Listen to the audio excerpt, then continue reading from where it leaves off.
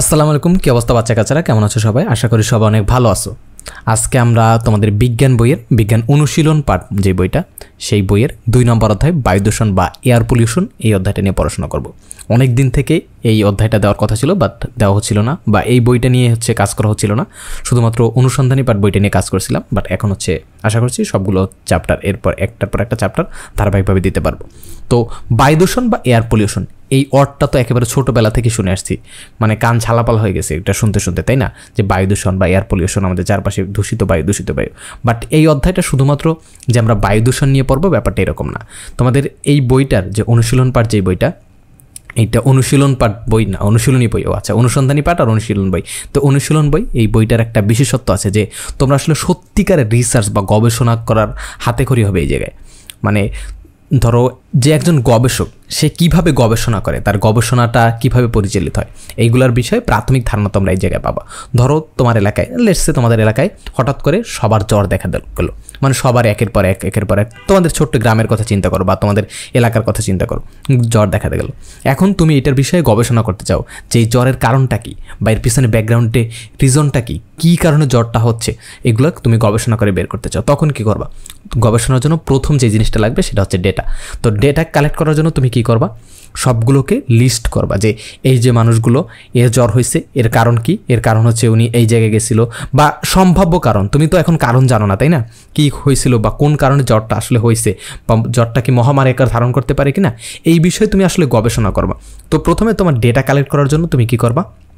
সবার তথ্যগুলো নিবা, যে কোথায় গেছিল, তার আশেপাশের এনভায়রনমেন্ট কীরকম ছিল, বা সে তার খাদ্যাভ্যাস কীরকম, সে অতিরিক্ত নতুন কোন জায়গায় গেছিলো, সেই জায়গা থেকে ছড়াইতে পারে রোগ, এরকম ডেটাগুলো তুমি কালেক্ট করবা। ডাটাগুলো কালেক্ট করার পর সবগুলোকে একসাথে অর্গানাইজ করবা, এবং তারপর ওই ডেটাকে অ্যানালাইসিস করে তুমি একটা সিদ্ধান্তে পৌঁছাবা। সত্যিকারের গবেষণা কিন্তু ঠিক এইভাবেই করা হয়, যে অনেকগুলা ম্যাস পিপলের থেকে ডেটা নেওয়া হয়, এবং ওই ডাটাগুলোকে অ্যানালাইসিস করে তারপর একটা রেজাল্ট বের করা হয়। যেমন ধরো কিছুদিন আগে যে মহামারীটা গেল, বিশ্বের সারা পৃথিবী ওলটপালট হয়ে গেলো যে মহামারীটা, এইটা কীভাবে হয়েছে এই বিষয়ে তো অনেক গবেষণা হয়েছে, তাই না? ওই গবেষণার ক্ষেত্রে অন্য গবেষণা, যে ভাইরাস কীভাবে কাজ করে, ভাইরাসের প্রতিষেধক বের করা, এই গবেষণা এক বিষয়, আবার ডেটা নিয়ে কাজ করা এইটার গবেষণা আর এক ধরনের। তারপরও সব ক্ষেত্রেই, মানে গবেষণার যে কোনো গবেষণার ক্ষেত্রেই ডাটা অনেক জরুরি। ধরো একটা ভাইরাসের নতুন প্রতিষেধক বের করতে হবে, তো এই প্রতিষেধকগুলো তো বিভিন্ন মানুষের দেহে প্রয়োগ করতে হবে। তো বিভিন্ন মানুষের দেহে প্রয়োগ করলে তাদের কি কি সাইড এফেক্ট দেখা যাচ্ছে, বা ধরো একজন মানুষের উপর দেহে তো প্রয়োগ করবে না, প্রথম বিভিন্ন প্রক্রিয়া সম্পন্ন হওয়ার পর তারপর অনেক মানুষের দেহে মানে পরীক্ষা নিরীক্ষা করে, তারপর আমাদের মানে সাধারণের জন্য উপযুক্ত করবে, সাধারণের জন্য উন্মুক্ত করে দেবে। তো এই যেই মানুষগুলোর উপর পরীক্ষা নিরীক্ষা করা হলো, তাদের কিন্তু সব কিছু ডেটা কালেক্ট করা হয়। তারা কীরকম, তাদের খাদ্যাভ্যাস কীরকম, তারা কোথায় যাচ্ছে, তারা কোনো অসুবিধা ফেস করছে কিনা ওই ওষুধটা নেওয়ার পর, তারপর এই ডেটাগুলোকে অ্যানালাইসিস করে একটা মানে রেজাল্ট দাঁড় করানো হয়। অন্য যে কোনো মহামারীর ক্ষেত্রে বলো বা যে কোনো গবেষণার ক্ষেত্রে বলো, ডেটা অনেক ইম্পর্টেন্ট একটা জিনিস। সো এই ডেটা কালেক্ট কীভাবে করতে হয় বা এটাকে কীভাবে অ্যানালাইসিস করতে হয়, সেইটার একটা প্রাথমিক একেবারে ইনিশিয়াল একটা ধারণা পাবো আমরা এই অনুশীলন বই এইটাই। এবং এই যে বায়ু দূষণ যে চ্যাপ্টারটা, এই চ্যাপ্টারটাই আমরা বায়ু দূষণ বা এয়ার পলিউশনের বিষয়ে ছোটোখাটো একটা গবেষণা করে ফেলবো।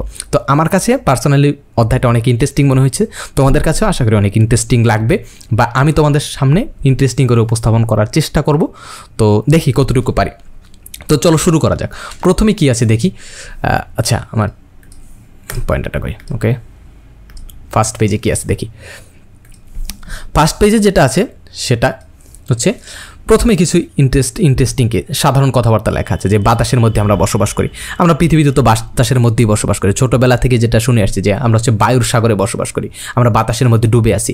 এই বাতাসের সাগর যেটার ভিতর আমরা ডুবে, সেটার ভিতর অক্সিজেন আছে, কার্বন ডাইঅক্সাইড আছে, নাইট্রোজেন আছে, এবং আমরা ফুসফুসের মাধ্যমে এই সবগুলো একসাথে মিক্স বাতাসকে টেনে নিই, এবং এখান থেকে আমাদের ফুসফুস অক্সিজেনটাকে কালেক্ট করে রক্তে ঢুকায় নেয়, এবং রক্তের মাধ্যমে সারা দেহের বিভিন্ন কোষে পৌঁছে যায়, এবং কোষের বিভিন্ন বিপাকীয় কার্যক্রম হয়, এবং সেখান থেকে বর্জ্য পদার্থ হিসেবে কার্বন ডাইঅক্সাইড তৈরি হয়, সেটা আবার আমরা নিঃশ্বাসের মাধ্যমে বের করে দিই। এই আমাদের বডির কাজ, বা আমাদের বাতাসের সাথে যেই লেনাদেনার সম্পর্ক সেটা। তো এইটা এখানে বলা আছে, যে সত্যি বলতে বাতাস আরও স্পষ্ট করে বললে অক্সিজেন ছাড়া আমরা এক মুহূর্ত টিকতে পারি না। শ্বাস প্রশ্বাসের মাধ্যমে আমরা বাতাস থেকে অক্সিজেন নিই। তো এখন একটু ভেবে দেখতে বলছে, যে সব জায়গায় দম নিতে কি একই রকম স্বস্তি লাগে? তোমরা নিজের এলাকাতে কি সব জায়গায় দম নিতে একই রকম লাগে? তো এই আমাদের গবেষণার শুরুটা, যে আমাদের এলাকার সব জায়গায় কি আমরা সমানভাবে নিঃশ্বাস নিতে পারি, বা আমাদের নিঃশ্বাস নিতে সব জায়গায় কি সেম ফিল হয়? এইটা আমরা গবেষণা করবো কি গবেষণার ইনিশিয়াল ধাপে এইটা আমরা আসলে চিন্তা করব।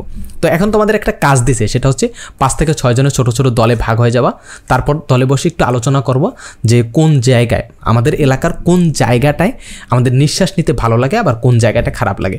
এইটা হচ্ছে আমরা কয়েকজন বসে একসাথে আলোচনা করব, তারপর গবেষণা পরবর্তী ধাপে যাব। তারপরে কি লেখা আছে যে তোমরা যখন বাসা থেকে স্কুলে আসো কিংবা স্কুল থেকে বাসা যাও, আসা যাওয়ার পথের রাস্তাটার কথা ভেবে দেখো। তোমাদের আসার পথে কী পারে বাগান বা নার্সারি যদি থাকে সেখানে বাতাসে শ্বাস নিতে কেমন লাগে, আবার পথে যদি কোনো ডাস্টবিন বা কলকারখানা পড়ে সেখানে শ্বাস প্রশ্বাস নিতে কি কোনো সমস্যা হয়, ভালোভাবে চিন্তা করে অভিজ্ঞতা অনুযায়ী নিচের ছকটা পূরণ করতে বলছো। তো এই যে আমাদের গবেষণা করব, আমরা গবেষণা করব বা রিসার্চ করব, এইটার হচ্ছে ইনিশিয়াল যেই আমাদের ডেটাটা যেইভাবে কালেক্ট করব সেই ডাটাটা রাখার একটা হচ্ছে ছক পর্যন্ত আমাদের তৈরি করে দেওয়া হয়েছে, যে আমাদের নিজেদের কিছু তৈরি করা লাগবে না, জাস্ট আমরা ডাটাগুলো এখানে বসাবো। তো এখানে আমাদের কি করতে হবে, আসলে আমাদের এলাকায় বা আমাদের চারপাশে আমরা যেই এনভায়রনমেন্টে থাকি বা আমরা যেই এলাকাটায় থাকি ওই এলাকার কোন জায়গাটায় আমাদের নিঃশ্বাস নিতে ভালো লাগে, কোন জায়গাটা নিঃশ্বাস নিতে খারাপ লাগে, ওইটাকে আমরা হচ্ছে প্রথমে আইডেন্টিফাই করব। তারপর এর পিছনের রিজনটা কি, ব্যাকগ্রাউন্ডের রিজনটা কি সেটা বের করার চেষ্টা করব। তো প্রথমে এখানে কি বলা আছে যে একটা ছক পূরণ করতে বলা হয়েছে। তো ছকটায় কি দেওয়া আছে, ক্রমিক নাম, তারপর হচ্ছে দলের সদস্যের নাম, এলাকার কোথায় শ্বাস নিতে ভালো লাগে, এলাকার কোথায় নিঃশ্বাস নিতে খারাপ লাগে, কোনো বিশেষ সাদৃশ্য বা বৈসাদৃশ্য।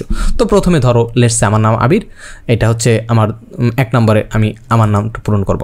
তো 1 দলের নাম হচ্ছে প্রথম যে সদস্য তার নাম হচ্ছে আবির। এখন আমার ক্ষেত্রে বলবো যে মানে প্রত্যেকের ক্ষেত্রে তোমরা তো অনেকে মিলে গবেষণা করতেছো, গবেষণাটা তো একজন না, এই যে বলছি 5 থেকে 6 জন মিলে। তো ধরো আমি আবির, তোমাদের টিমের একজন সদস্য। এখন আমার কোন জায়গায় শ্বাস নিতে ভালো লাগে, ধরো আমার এলাকার আশেপাশে নদীর পাড় আছে, নদীর পাড়ে আমার যাইতে খুব ভালো লাগতো। এখন অবশ্য ঢাকা থেকে এই জন্য যাইতে পারি না, বাট যখন গ্রামে ছিলাম বা মফস্বলে ছিলাম তখন প্রায় নদীর পাড়ে যাইতাম। তো আমার নদীর পাড়ে যাইতে সবসময় ভালো লাগবে, ওইখানে নদীর পাশে সে নিঃশ্বাস নিতে আমার সবসময় ভালো লাগে। তো এখানে আমি নদীর পাশে নিঃশ্বাস নিতে ভালো লাগে এইটা লিখলাম। এবং কোথায় নিঃশ্বাস নিতে সবচেয়ে খারাপ লাগে, আমার বাস স্ট্যান্ড বা এই টাইপের এলাকা খুবই খারাপ লাগে বা নিঃশ্বাস নিতে খুব কষ্ট হয়, আমার শ্বাসের একটু সমস্যা আছে, যাই হোক ওইটা ভিন্ন ব্যাপার, আমার নিঃশ্বাস নিতে খারাপ লাগে বাস স্ট্যান্ডে। তো এইটা আমি লিখলাম এখানে। এখন বৈসাদৃশ্য বা সাদৃশ্য বা বৈসাদৃশ্য কি, এই দুইটা জায়গার ভিতর ধরো আমার বাস স্ট্যান্ডে নিঃশ্বাস নিতে খারাপ লাগে এবং নদীর পাড়ে নিঃশ্বাস নিতে ভালো লাগে। এখন এই দুইটা জায়গার ভিতর তো বৈসাদৃশ্য আছে, অবশ্যই একই রকম জায়গা না, একই রকম জায়গা নিলে তো মানে একই রকম জায়গা হলে তো সব জায়গায় শ্বাস নিতে ভালো লাগতো, তাই না? বাট এক জায়গায় খারাপ লাগে, এক জায়গায় ভালো লাগে, তার মানে এটার ভিতর কিছু ডিফারেন্স আছে। ডিফারেন্সগুলো কী কী? ডিফারেন্সগুলো হচ্ছে একটা জায়গা নদীর পাড়ে জায়গাটা কিন্তু খোলামেলা, অনেক খোলামেলা, তাই না? তো অনেক বেশি এয়ার ফ্লো বা বাতাসের প্রভাব আছে, এই জন্য ধরো নদীর পাড়ে এক জায়গায় ইটের ফাটা থাকলেও ওই জায়গায় নিঃশ্বাস নিতে খারাপ লাগে না। কারণ কি, এক খারাপ বাতাস ধরো এক জায়গায় জমা হলো, অন্য বাতাসের ফ্লো এসে বা বাতাসের প্রভাব এসে ওই বাতাসটাকে অন্য জায়গায় সরাই নিল বা চারদিকে ছড়াই দিল। বাট বাস স্ট্যান্ডের কথা যদি চিন্তা করি বা আমাদের শহরের যে কোনো জায়গার কথা যদি চিন্তা করি, সেক্ষেত্রে কি দেখা যাবে যে এখানে এয়ার ফ্লো বা বাতাসের প্রভাব নেই, এই জন্য হচ্ছে নিঃশ্বাস নিতে কষ্ট লাগে বা নিঃশ্বাস নিতে আমরা খুব ভালো ফিল করি না। তো এই হচ্ছে সাদৃশ্য বা বৈসাদৃশ্য। এরকম করে তোমরা ছকটা পুরোপুরি পূরণ করে ফেলবা। তোমাদের কিন্তু অনেকগুলো গাইড বের হয়েছে, আমার সাজেশন হচ্ছে গাইডগুলো একেবারেই দেখবা না, একেবারেই অ্যাভয়েড করার চেষ্টা করবা। তো প্রথমে হচ্ছে নিজের ব্রেনটাকে একটু ইউজ করো ভাই, ব্রেনটাকে ইউজ করতে হবে। ব্রেন আল্লাহ তোমাকে দিয়েছে ইউজ করার জন্য, এটা যদি ইউজ না করো ফালাই রাখো, মানে কেন? আল্লাহ তোমাকে একটা নিয়ামত দিয়েছে, এটাকে কেন তুমি ইউজ করবে না? ব্রেনটাকে ইউজ করে বোঝার চেষ্টা করো আসলে কী কী লাগবে। এটা সিম্পল জিনিসপত্র, এইগুলোর জন্য যদি তোমাদের গাইড দেখা লাগে যে এলাকার কোন জায়গায় নিঃশ্বাস নিতে ভালো লাগে, কোন জায়গায় নিঃশ্বাস নিতে খারাপ লাগে, এর পিছনে সাদৃশ্য বৈসাদৃশ্য, এইটা দেখার জন্য যদি তোমাদের গাইড লাগে, মানে কি বলবো আর, যাই হোক এরকম করে ছকটা পূরণ করবো। আশা করি এতটুকু বুঝছো। এরপর কি বলছেন, এরপর একটা ইন্টারেস্টিং ব্যাপার বলছেন যে তোমরা কি তোমাদের এলাকার ম্যাপ আঁকতে পারবে। এলাকা খুব ভালোভাবে না চিনলেও সমস্যা নেই, সেক্ষেত্রে শুধু বাড়ি থেকে স্কুলে যাওয়া আসার পথের আশেপাশে জায়গা চিহ্নিত করে ম্যাপ আঁকতে পারো। এবারে ম্যাপের বিভিন্ন অংশ রং করো না, সেখানে যেখানে নিঃশ্বাস নিতে আরাম লাগে সেখানে একরকম রং, যেমন সবুজ রং, আবার যেখানে নিঃশ্বাস নিতে খারাপ লাগে সেখানে আরেক রকম রং দিয়ে চিহ্নিত করতে পারো। তো এইখানে একটা ইন্টারেস্টিং কাজ দিছে যে এলাকার ম্যাপ আঁকতে বলা হয়েছে। এলাকার ম্যাপ কীভাবে আঁকবা? অনেকেই তো ম্যাপ আঁকতে পারো না, বা অনেকেই ম্যাক্সিমাম তোমরা কেউই তো ম্যাপ আঁকতে পারো না। এখন তোমরা এখানে একটা চিটিং করতে পারো। চিটিং কি? এটা তোমাদের তো গবেষণা করতে বলা হয়েছে, এখন তো তোমাদের মুখস্থ করতে বলা হয় না যে এলাকার ম্যাপ মুখস্থ করো। তোমরা কি করতে পারো? সিম্পলি হচ্ছে গুগল থেকে ডাউনলোড করে নিতে পারো। তো গুগল আর্থ হচ্ছে ম্যাপের জন্য সবচেয়ে ভালো। আমি গুগল আর্থে যদি চলে যাই তোমাদের দেখাই ব্যাপারটা কীরকম। এই যে আমি গুগল আর্থে চলে আসলাম। এখন আমি একটা এলাকায় যাব, ধরো লেটসে আমি ছোটোবেলায় হচ্ছে যখন হাই স্কুলে পড়তাম, তোমাদের মতো ছিলাম, তখন হচ্ছে আমি বরিশাল বিভাগের বা বরিশাল জেলার ছোট্ট একটা উপজেলা নাম হচ্ছে বানারীপাড়া, ওইখানে থাকতাম। চলো আমরা ওইখানে জায়গাটায় যাই, ওই জায়গাটা গিয়ে এক্সপ্লোর করার চেষ্টা করি। তো তোমাদের ধরো ম্যাপ আঁকতে বলা হয়েছে, তুমি ধরো বরিশালের বানারীপাড়ায় থাকো, তোমার নিজের এলাকাটা এরকম করে বের করে নেবা। তো কোথায় গেল? বাংলাদেশে তো খুঁজে পাচ্ছি না, বরিশাল নেবা। আচ্ছা এইদিকে এই যে এইদিকে এখানে। তো আমি এটা একটু সোজা করে নিই। ওকে, ডান। এখন হচ্ছে আমি বরিশালে যাই, তারপরে বাকিগুলো খুঁজে পাবো। ওকে, বাংলাদেশ, তারপর বরিশাল কোথায়, এখানে একটু লোড হতে সময় নিচ্ছে।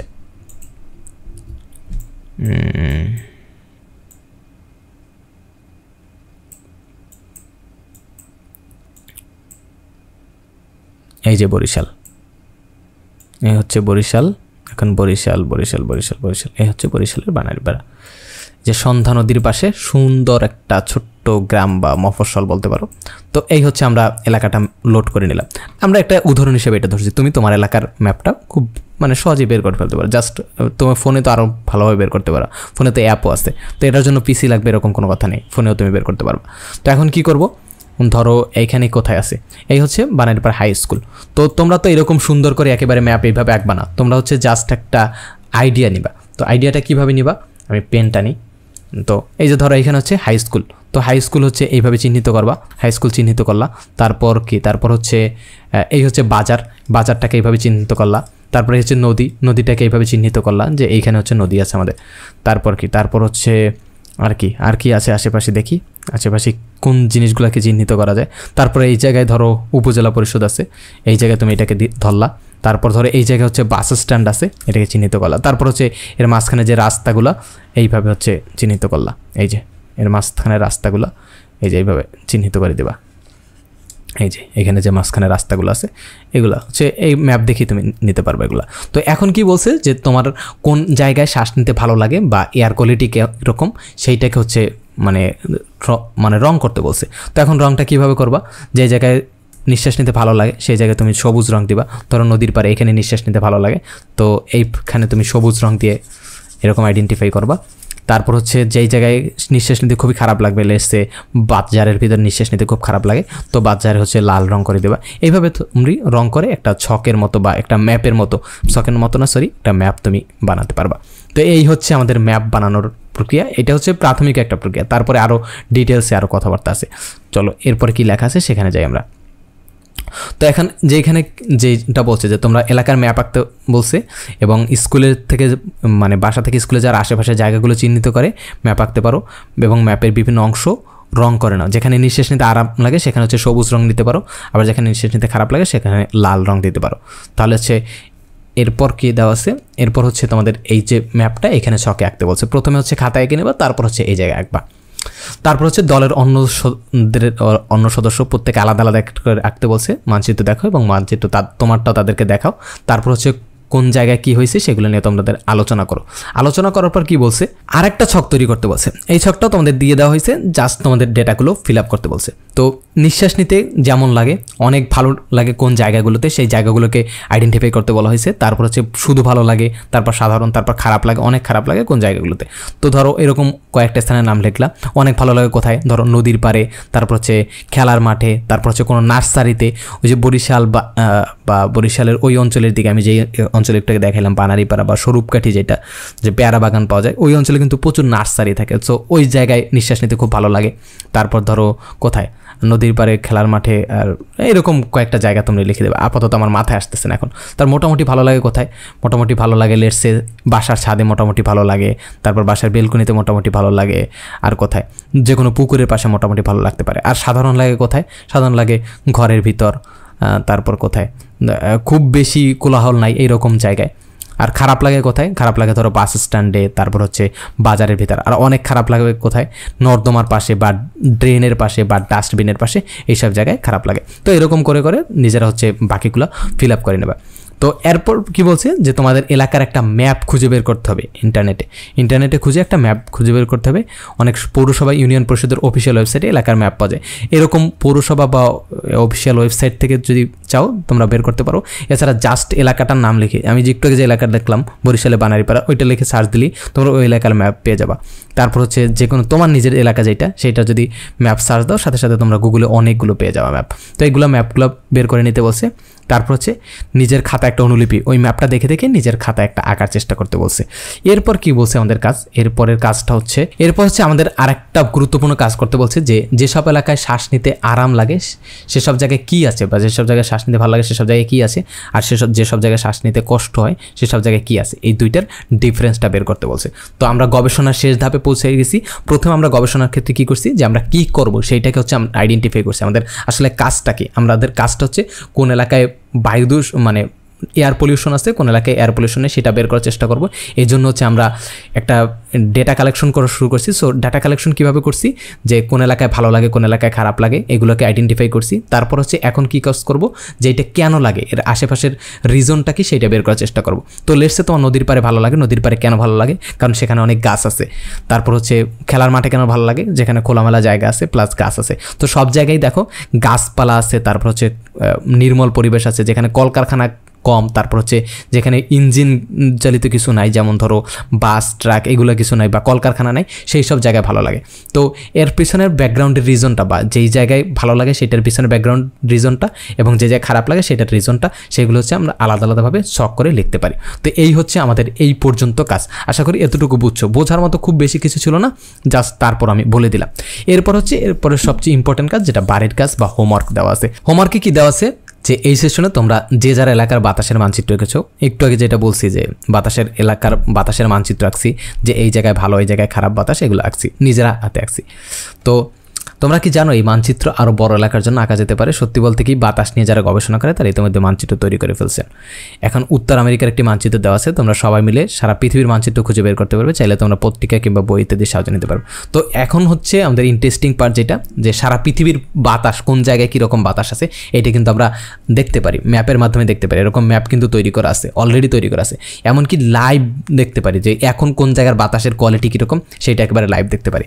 এখানে লেখা আছে যে স্যাটেলাইট ড্রাইভ, এখানে কি লেখা আছে যে satellite drive PM 2.5 microgram per metre cube.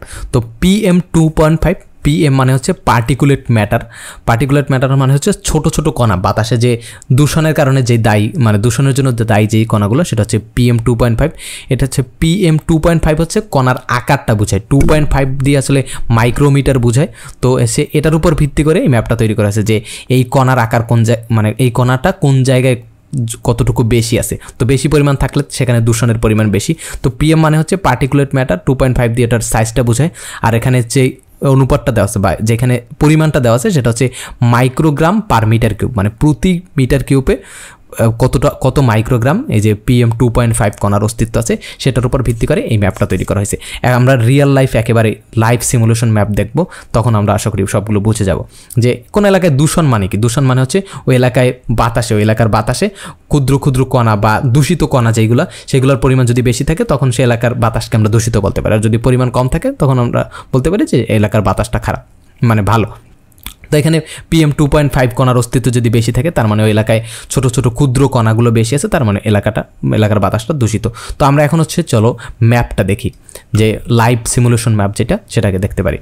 তো কোথায় গেল এয়ার কোয়ালিটি ইন্ডেক্স। তো এয়ার কোয়ালিটি ইন্ডেক্স এটা হচ্ছে এই যে এখানে দেখানোর আগে, ম্যাপ দেখানোর আগে সবচেয়ে ইন্টারেস্টিং ব্যাপার হচ্ছে লাইভ মোস্ট পলিউটেড এয়ারস, মানে বাতাস, সবচেয়ে দূষিত বাতাসের, ধরো কোথায় গেল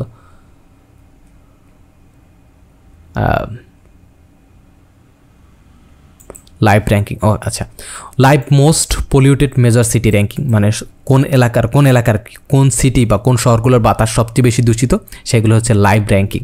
আমাদের ঢাকা খুব, মানে এটা জানি আমরা সবাই যে এটা প্রথম দিকেই থাকবে, প্রথম দিকে ঢাকা, তারপর হচ্ছে করাচি, তারপর হচ্ছে বেইজিং, দিল্লি, এগুলাই থাকে। তো আজকে এখন যেই সময় রেকর্ড করছি আমি, এখন হচ্ছে প্রথমে 1 নম্বর আছে Kinshasa maybe Democratic Republic of Congo, এটা হচ্ছে 1 নম্বর আছে। তারপর 2 নম্বর আছে দিল্লি, 3 নম্বর আছে জাকার্তা ইন্দোনেশিয়ার যেটা, তারপর হচ্ছে 4 নম্বরে আছে বেইজিং, তারপর 5 নম্বর হচ্ছে দুবাই, 6 নম্বর হচ্ছে মানামা বাহারাইনের, আচ্ছা 7 নম্বর হচ্ছে বাতাম নাকি ইন্দোনেশিয়া, যাই উচ্চারণ ভুল হলে মাফ করে দিও।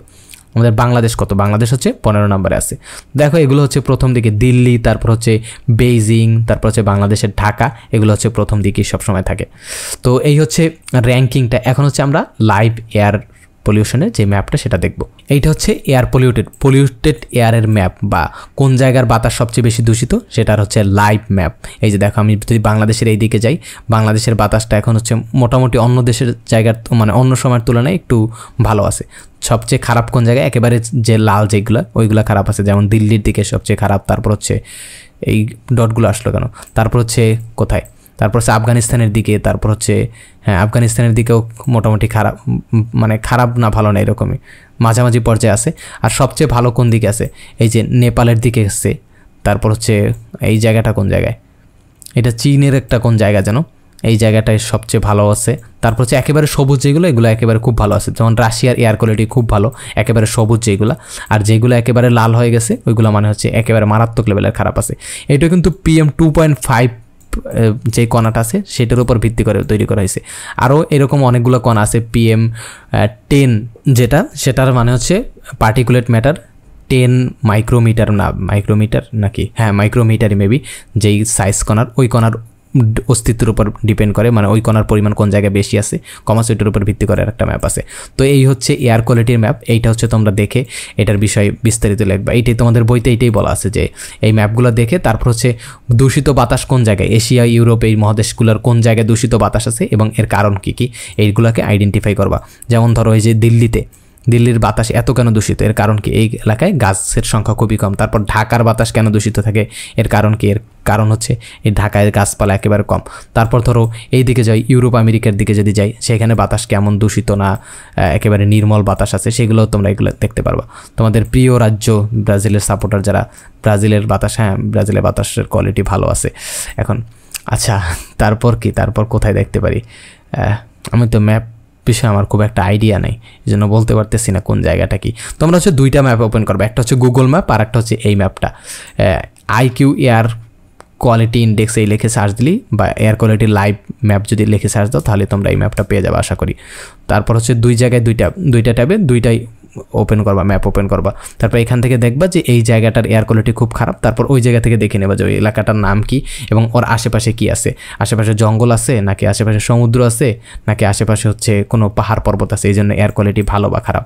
তো এগুলো লিখে তারপর হচ্ছে মানে এগুলো দেখে তারপর হচ্ছে নিজের মতো করে লিখবা যে এর কারণটা কি, এক জায়গায় এয়ার কোয়ালিটি ভালো কোন জায়গায়, কোন বিশ্বের কোন জায়গায় এয়ার কোয়ালিটি ভালো কোন জায়গায় খারাপ, তারপর দেখে এইটা বিষয়ে বিস্তারিত লিখবা। এইটাই বলছে এখানে যে সবাই মিলে পৃথিবীর বাতাসের মানচিত্র খুঁজে বের করছে, এখন কোথায় বাতাস পরিষ্কার এবং কোথায় বাতাস হচ্ছে দূষিত, এইটার বিষয়ে মানে এইটা আইডেন্টিফাই করবা, ছকাকারে লিখবা। তারপর হচ্ছে এইটার কেন হয়েছে, এটার পিছনের ব্যাকগ্রাউন্ডের রিজনটা কি, এটাকে খুঁজে বের করার চেষ্টা করবা।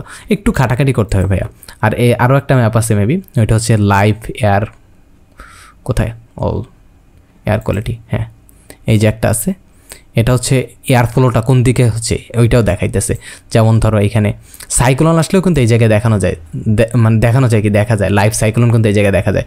সাইক্লোন আসলে বাতাস কোন দিক থেকে, এই দেখো এখানে বাতাস কোন দিক থেকে কোন দিকে যাচ্ছে সবগুলো কিন্তু একেবারে লাইভ দেখাচ্ছে, এবং এয়ার পলিউশনেরটাও এখানে দেখাচ্ছে। সো এই তো এই যে নিচে এখানে লেখা আছে যে PM2.5 উপর ডিপেন্ড করে, না এখানে PM2.5 না, শুধু PM2.5 থেকে PM10 পর্যন্ত হচ্ছে সবগুলোর উপর ডিপেন্ড করে এটা তৈরি করা হয়েছে, সবগুলো প্যারামিটারের উপর ভিত্তি করে এগুলো তৈরি করা হয়েছে, এই ম্যাপটা তৈরি করা হয়েছে। সরি আমি ভুল বলছিলাম, শুধুমাত্র PM2.5 না, PM2.5 থেকে PM10 পর্যন্ত সবগুলোর উপর ভিত্তি করে এটা ম্যাপটা তৈরি করা হয়েছে। মানে PM2.5 থেকে PM10 পর্যন্ত যেই কণাগুলো আছে ওই কণাগুলোর অস্তিত্ব যে জায়গায় বেশি সে জায়গার বাতাস বেশি দূষিত ধরা হয়েছে, আর যে জায়গার ওইগুলোর অস্তিত্ব কম সেই জায়গার বাতাসকে কম দূষিত ধরা হয়েছে। এখানে আরও অনেক বিষয়বস্তু আছে, তোমরা চাইলে হচ্ছে এক্সপ্লোর করে দেখতে পারো, বাট তোমাদের যে বইতে যেহেতু এতটুকু দেওয়া আছে তো আমি এতটুকুই বললাম। এরপর কি আছে, এরপর কিছু আছে, এরপরে দেখি কি আছে এরপরে হ্যাঁ এখানে যেই ছকটা দেওয়া আছে যে এশিয়া মহাদেশের কোথায় বাতাস পরিষ্কার আছে সেই অঞ্চলের আশেপাশে কী আছে এবং দূষিত বাতাস কোথায় আছে সেই অঞ্চলের আশেপাশে কী আছে এগুলোকে আইডেন্টিফাই করার চেষ্টা করছে। তারপর ইউরোপ, তারপর উত্তর আমেরিকা, এগুলো নিজেরা এক্সপ্লোর করে লেখার চেষ্টা করবা। এরপরে কী আছে দেখি, 34 উপর 35 পেজে কী আছে, ওকে এরপরের পেজ। আচ্ছা এরপর হচ্ছে পরবর্তী অধ্যায়, যেটা পরবর্তী সেশন। তো আশা করি এই সেশনটা এতটুকু যতটুকু বললাম, যে এই সেশনটায় এয়ার কোয়ালিটি ইন্ডেক্স, তারপর হচ্ছে বায়ু দূষণ কেন হয়, এর পিছনের কারণটা কি, তোমাদের এলাকার কোন জায়গায় বায়ু দূষণ কীভাবে হয়, এগুলোর বিষয়ে গবেষণা বা রিসার্চটা ভালোভাবে করবো। আমি কিন্তু কোনোভাবে ফাইজলামি করতেছি না, তোমরা আসলে সত্যিকারের গবেষণা শিখতেছো কিন্তু এখন, তো এটাকে সিরিয়াসলি নাও বলতে সারাক্ষণ এটা নিয়ে পড়ে থাকবে এরকম না, বাট সিরিয়াসলি নিয়ে একটু করার চেষ্টা করো। কারণ তোমরা যখন ফিউচারে যদি ইঞ্জিনিয়ারিং করতে যাও তাহলে ল্যাব করতে হবে, বা তারপর যদি তারও পরে যদি পিএইচডি করো বা গবেষণা করো তখন কিন্তু প্রচুর এই ডেটা নিয়ে কাজ করতে হবে। তখন কিন্তু এইটার হাতে খড়ি যদি এখন হয়ে যায় ব্যাপারটা ভালো হয় না তোমাদের জন্য। তো এই হচ্ছে আজকের ভিডিও।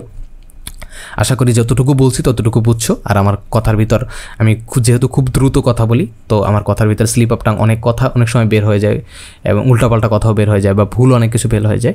তো যদি এইরকম ভুল চোখে পড়ে অবশ্যই কমেন্ট করে জানাবা, নির্দ্বিধায় কমেন্ট করতে পারো। আমি এটা আমার ভুল ধরাই দিলে আমি কখনোই মাইন্ড করি না। সো এই হচ্ছে আজকের ভিডিও, দেখা হবে হয়তো পরবর্তী কোনো ভিডিওতে। আসসালামু আলাইকুম। কি অবস্থা সবার? আশা করি সবাই অনেক ভালো আছো। আজকে হচ্ছে আমরা আমাদের অনুশীলন বই, এই অনুশীলন বইয়ের 2য় অধ্যায় এয়ার পলিউশন বা বায়ু দূষণ, এটা হচ্ছে 3য়, 4র্থ এবং 5ম সেশন নিয়ে আলোচনা করব। তো 1ম এবং 2য় সেশন, এই 2টা সেশন আশা করি বুঝছো, একসাথে ক্লাস ছিল। সো যদি বুঝে থাকো বা ক্লাসটা দেখে থাকো তারপর এটা আসবা, তাহলে হচ্ছে মানে সবসময় ক্লাস দেখার ক্ষেত্রে সিরিয়াল মেনটেন করার চেষ্টা করবা, তাহলে ভালোভাবে বুঝতে পারবা। তো এই 3য়, 4র্থ এবং 5ম সেশন এখানে কি আছে? এখানে প্রথমে আছে হচ্ছে একটা এক্সপেরিমেন্ট, কি একটা কাজ করতে বলছে, যে কোনো কিছুর সুগন্ধ বা দুর্গন্ধ কিভাবে ছড়ায় তা আমরা খুঁজে বের করব। এটাও একটা রিসার্চের মতো বা এক্সপেরিমেন্টের মতো, আমরা নিজেরা আসলে খুঁজে বের করবো একটা জিনিস কীভাবে ঘটে, সেটাই তো রিসার্চ, তাই না? তো সেজন্য সেশনের শুরুতে একটা এয়ার ফ্রেশনার বা আতর বা পারফিউমের বোতল খুলে শ্রেণীকক্ষের একটা নির্দিষ্ট স্থানে রেখে দাও। সিম্পল জিনিস, যেটা আমরা সচরাচর লক্ষ্য করে থাকি ঘরের। অনেক সময় ধরো আতরের কৌটা যদি, মানে অনেকে তো আতর দাও, তাই না? তো আতরের কৌটা যদি খুলে রেখে চলে যাও, দেখবা হচ্ছে সারা ঘরে গন্ধ ছড়িয়ে পড়ছে, সুগন্ধ ছড়িয়ে পড়ছে। কীভাবে? কারণ এটা কিছু একটা হয়। আচ্ছা, এটা পরে বলছি কীভাবে হয়, এটা তো আমরা অনেকেই জানো, তারপরও আমি এক্সপ্লেন করার চেষ্টা করব।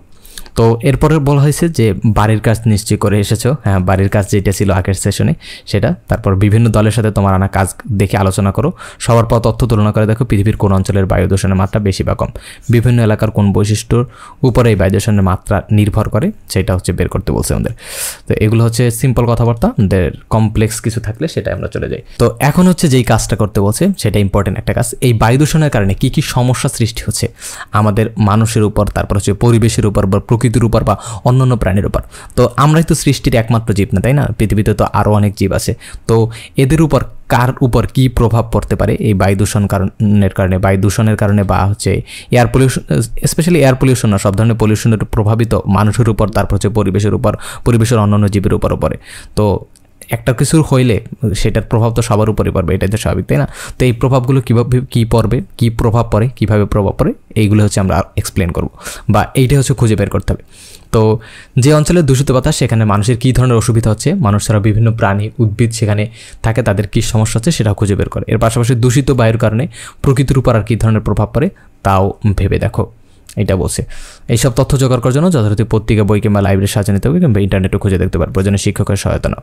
সব তথ্য গুছিয়ে ছকে লেখন। তো ছকটা কী নিয়ে তৈরি করতে বলছে, যে এই যে বায়ু দূষণ বা এয়ার পলিউশন, এর কারণে মানুষের স্বাস্থ্যের উপর কী কী প্রভাব পড়ে এইটা মানে লিখতে বলছে। তারপর হচ্ছে অন্যান্য প্রাণী, উদ্ভিদ ও প্রাণীর উপর কী প্রভাব পড়ে, তারপর হচ্ছে প্রাকৃতিক পরিবেশের উপর কী প্রভাব পড়ে। এইটা করার জন্য তোমরা প্রথমে হচ্ছে গুগলে যাবো, গুগলে গিয়ে বিভিন্ন আর্টিকেল সার্চ করতে পারো। যেমন এটা লিখে সার্চ করতে পারো যে বায়ু দূষণের প্রভাব বা বায়ু দূষণের ফলাফল, বা বায়ু দূষণের ফলে মানুষের স্বাস্থ্যের উপর প্রভাব, বা বায়ু দূষণের ফলে মানুষের মানসিক স্বাস্থ্যের উপর প্রভাব, উদ্ভিদের উপর প্রভাব, জলবায়ুর উপর প্রভাব, এইরকম এই যে কিওয়ার্ডগুলো বলতেছি এগুলো লিখে বাংলা, একেবারে বাংলায়, সরাসরি বাংলায় লিখে তারপর সার্চ দেবা, তাহলে হচ্ছে অনেক আর্টিকেল পাবা। ওইগুলো পড়বা, পড়ার পর নিজের একটা হচ্ছে সামারি তৈরি করবা। এখন তোমরা কিন্তু চাইলে এটা গাইড থেকে দেখে লিখে দিতে পারো, এটা কিন্তু কোনো লাভ নাই। গাইড থেকে দেখে লিখলে কী লাভ হবে? কোনো লাভই তো নাই, তাই না? তো আমার সাজেশন হচ্ছে নিজেরা একটু বের করার চেষ্টা করবা, কারণ এটার কাজই তো এটা তো সবাই জানে যে মানুষের স্বাস্থ্যের উপর কী কী প্রভাব পড়ে। মোটামুটি যে হৃৎপিণ্ডের না তো সরি ফুসফুসের সমস্যা হতে পারে, কারণ ফুসফুসের মাধ্যমে তো আমরা শ্বাস নিই, তাই না? তারপর হচ্ছে রক্তচাপের উপর, ব্লাড প্রেশারের উপর প্রভাব পড়তে পারে বায়ু দূষণের কারণে। তারপর হচ্ছে মানসিক স্বাস্থ্যের উপর বায়ু দূষণের কারণে, যে কোনো পলিউশনের কারণেই হচ্ছে এয়ার পলিউশন বলো, সান পলিউশন বলো, যে কোনো পলিউশনের কারণে মানসিক স্বাস্থ্যের উপর প্রভাব পড়ে, মেজাজ খিটখিটে হয়ে যায়। যদি একটা নির্মল পরিবেশে, শান্ত পরিবেশে, লেটসে তুমি একটা খুব সুন্দর পরিবেশে থাকো, আমরা হচ্ছে কিছুদিন আগে কাপ্তাই লেগে গেছিলাম চট্টগ্রামে, তো তখন কি একটা সুন্দর পরিবেশ, প্রাকৃতিক পরিবেশের ভিতর থাকছিল, সবার হচ্ছে মন মেজাজ কত সুন্দর ভালো থাকে। এবং যদি একটা কাঠখোট্টা পরিবেশ, ধরো শহরের ভিতর যানজটময় পরিবেশে থাকো বা সবার মেজাজ একটু গরম থাকে, তো মানসিক স্বাস্থ্যের উপর অবশ্যই প্রভাব আছে যে কোনো ধরনের পলিউশন। তারপর হচ্ছে অন্যান্য উদ্ভিদ ও প্রাণীর উপর প্রভাব, যে কোনো ধরনের পলিউশনের কথা চিন্তা করো, যেই জায়গাটা পলিউটেড ওই জায়গায় কিন্তু অন্য কোনো ধরনের উদ্ভিদ প্রাণী খুব বাঁচতে পারে না বা খুব ভালোভাবে বাঁচতে পারে না, তাদের বেঁচে থাকতে অনেক স্ট্রাগল করতে হয় বা অনেক প্রাণী মারাও যায়। তারপর হচ্ছে প্রাকৃতিক পরিবেশের উপর এই যে দূষণের প্রভাবের কারণেই তো অতিরিক্ত কার্বন ডাইঅক্সাইড বাতাসে থাকার ফলে তারপর হচ্ছে ওজোন স্তরের ক্ষতি হচ্ছে, তারপর হচ্ছে আরও নানা ধরনের ক্ষতি হচ্ছে প্রাকৃতিক পরিবেশের ফলে। এরপরে জলবায়ু পরিবর্তিত হচ্ছে। তো এগুলো হচ্ছে আর্টিকেলগুলো পরে নিজের মতো করে লিখবা, এখানে আমার কিছু বলা নেই। এরপর কি ভালো হয়েছে যে এবার দেখো বায়ু দূষণকারী পদার্থসমূহ কীভাবে এক জায়গা থেকে অন্য জায়গায় ছড়ায়। সেশনের শুরুতে এই পারফিউমের বোতল খুলে রেখে দিয়েছিলে, মনে আছে? এই পর্যায়ে খেয়াল করে দেখো ঘ্রাণ পাচ্ছ কি, এই ঘ্রাণ তোমাদের নাকে কীভাবে পৌঁছায় ভেবে দেখো। খোলার ডাস্টবিন দিয়ে একটু দূরে হাঁটলেও এই দুর্গন্ধ আমাদের নাক পর্যন্ত কীভাবে আসে। তো এখানে কিছু কোশ্চেন করা হয়েছে যে খোলা পারফিউমের বোতল থেকে গন্ধ কীভাবে চারদিকে ছড়ায়। তারপর হচ্ছে আমরা যখন নর্দমা বা ড্রেন বা ডাস্টবিনের পাশ দিয়ে হেঁটে যাই তখন আমাদের দুর্গন্ধ কীভাবে নাক পর্যন্ত পৌঁছে। এটা বোঝার জন্য আমাদের একটা এক্সপেরিমেন্ট, তোমরা অনেকেই জানো, যারা ক্লাস দেখে আসো তারা অবশ্যই জানো বা বই পড়েছো তারা জানো। তারপর হচ্ছে একটা এক্সপেরিমেন্ট করতে বলছে। এক্সপেরিমেন্টটা কি? এক্সপেরিমেন্টের ছবিটা কই?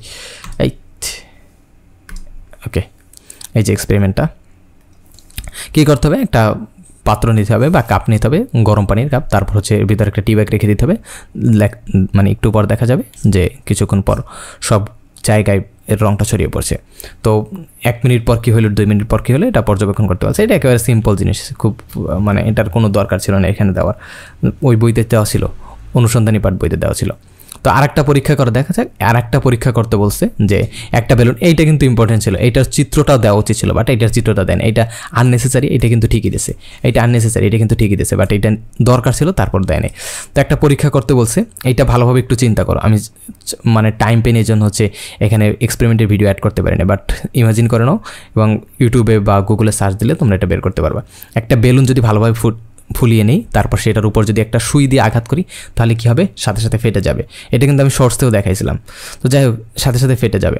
তো এইখানে হচ্ছে বিজ্ঞানের একটা থিওরি বা একটা সূত্র কাজ করছে। তারপর হচ্ছে আবার যদি একটা বেলুন ফুলাও তুমি, তারপর তার উপর একটু স্কচ টেপ লাগাও বা টেপ লাগাও, তোমরা বলে বা টেনিস বলে যে টেপ লাগাও ওইগুলো লাগাইতে পারো। তারপর হচ্ছে সার্জারি টেপ যেগুলো ওইগুলো লাগাইতে পারো, যে কোনো ধরনের টেপ লাগাও। তারপর ওই টেপের উপর যদি ফুটা করে দাও বা একটা ছিদ্র করে দাও বা হচ্ছে একটু খোঁচা দাও, তাহলে কিন্তু দেখা যাবে যে বেলুনটা ফাটছে না, বেলুনটার ভিতর থেকে বাতাস আস্তে আস্তে বেরিয়ে যাচ্ছে। এখন এইখানে কিন্তু দুইটা জিনিস ঘটছে, এই দুইটা জিনিস কি সেটা আমরা এক্সপ্লেন করব। সাধারণ অবস্থায় বেলুন ফুটা করলে কি হয়, তুমি যখন সুইটা দিয়ে বেলুনটার উপর আঘাত করো তখন কি হয়, বেলুনের ভিতরে একটা ছিদ্র তৈরি হয় এবং বেলুনের চারপাশে, ধরো এই একটা বেলুন, এটা কিন্তু এখানে এক্সপ্লেন করছিলাম। তো এর চারপাশে এখানে তো বাতাস এরকম এখান থেকে আঘাত করছে, এখানে ধাক্কা দিচ্ছে, ভিতরে বাতাস এখানে ধাক্কা দিচ্ছে, এখানে ধাক্কা দিচ্ছে, এখানে ধাক্কা দিচ্ছে, এখানে ধাক্কা দিচ্ছে। তো এইখানের এর পৃষ্ঠটা টান হয়ে থাকে, তাই না? এই যে পৃষ্ঠটা টান হয়ে থাকে, একটা বিন্দু থেকে আরেকটা বিন্দু দূরে সরে যেতে, একটা বিন্দু থেকে আরেকটা বিন্দু দূরে সরে যেতে চায়। তো এখন যদি এইখান থেকে আমি একটা ছিদ্র করি তাহলে কি হবে, এইগুলো এখান থেকে সংকুচিত হয়ে যাবে, এগুলো এই অংশগুলো সংকুচিত হয়ে যাবে, খুব দ্রুত সংকুচিত হয়ে যাবে। তার মানে একেবারে মানে এই ছিদ্রটা খুব দ্রুত বড় হয়ে যাবে এবং এটা একটা বিস্ফোরণ ঘটবে, এটাকে বিস্ফোরণ আমরা বলতে পারি। এবং এই ক্ষেত্রে যদি একটা স্কচ টেপ, ধরো এখানে একটা স্কচ টেপ লাগাইলাম, স্কচ টেপ লাগানোর ফলে কি হইলো, এইটা কিন্তু এখন আর সংকুচিত হতে পারবে না, চাইলেও সংকুচিত হতে পারবে না, চাইলেও সংকুচিত বা প্রসারিত হতে পারবে না। তো এখন যদি আমি সুই দিয়ে এখানে ছিদ্র করি একটা, এই ছিদ্রটার ফলে কি হবে, জাস্ট এই ছিদ্রটা দিয়ে বাতাসটা বের হয়ে যেতে পারবে, বাট ছিদ্রটা কিন্তু বড় হতে পারবে না। তো এইখানে যে প্রক্রিয়াটা ঘটে এটাকে বলা হয় থাকে ইফিউশন বা নিঃসরণ। নিঃসরণের সংজ্ঞাটা কি আমরা পড়ছিলাম যে কোনো গ্যাসের বা তরল গ্যাস মানে গ্যাসীয় বা তরল বা বায়বীয় পদার্থের সরু ছিদ্র পথে সজোরে বেরিয়ে আসার প্রক্রিয়াকে উচ্চচাপ অঞ্চল থেকে নিম্নচাপ অঞ্চলে, এইখানে কি চাপ বা প্রেশার একটু বেশি না, এই উচ্চচাপ অঞ্চল থেকে যে এইখানে নিম্নচাপ অঞ্চলে সজোরে বেরিয়ে আসার প্রক্রিয়াটাকে নিঃসরণ বলা হয় থাকে। তো এখানে কারণটা ব্যাখ্যাটা এখানে লিখে দেবা, ওই বই থেকে আগে পড়ে নেবা, অনুসন্ধানী পাঠ বই থেকে পড়ে নেবা। তারপর কি বলছে, তারপর হচ্ছে ব্যাখ্যা অনেকদের পরে শুনাইতে বলছে, শুনাইলা, এখানে খুব ইন্টারেস্টিং বা ইম্পর্টেন্ট কিছু নাই। এরপর কি আছে দেখি,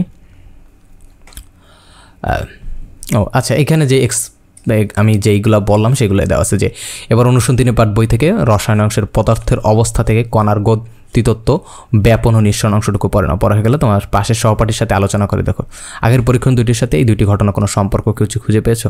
তো আগের দুইটা যে পরীক্ষা, প্রথম পরীক্ষাটার কথা বলিনি যে চায়ের ভিতর কীভাবে ছড়িয়ে পড়ে। চায়ের ভিতর ব্যাপন প্রক্রিয়ার মাধ্যমে ছড়িয়ে পড়ে। ব্যাপন কি? ব্যাপন হচ্ছে কোনো পদার্থের অণুগুলোর বেশি ঘনত্বের স্থান থেকে কম ঘনত্বের স্থানে স্বতঃস্ফূর্তভাবে ছড়িয়ে পড়ার যে প্রক্রিয়া সেটাকে ব্যাপন বলা হয় থাকে। তো চায়ের ক্ষেত্রে কী ঘটছিল? চায়ের ক্ষেত্রে কী ঘটছিল? এখান থেকে অণুগুলো বের হয়, এখানে যে চায়ের অণুগুলো বা কালার যেটা ছড়াইছে এই কালারগুলো এখানে বেশি ছিল, এটার ঘনত্ব বেশি ছিল, আর পানির এখানে ঘনত্ব কম ছিল। তো এই বেশি ঘনত্বের স্থান থেকে কম ঘনত্বের স্থানে স্বতঃস্ফূর্তভাবে ছড়িয়ে পড়ছে, এই প্রক্রিয়াটা হচ্ছে ব্যাপন।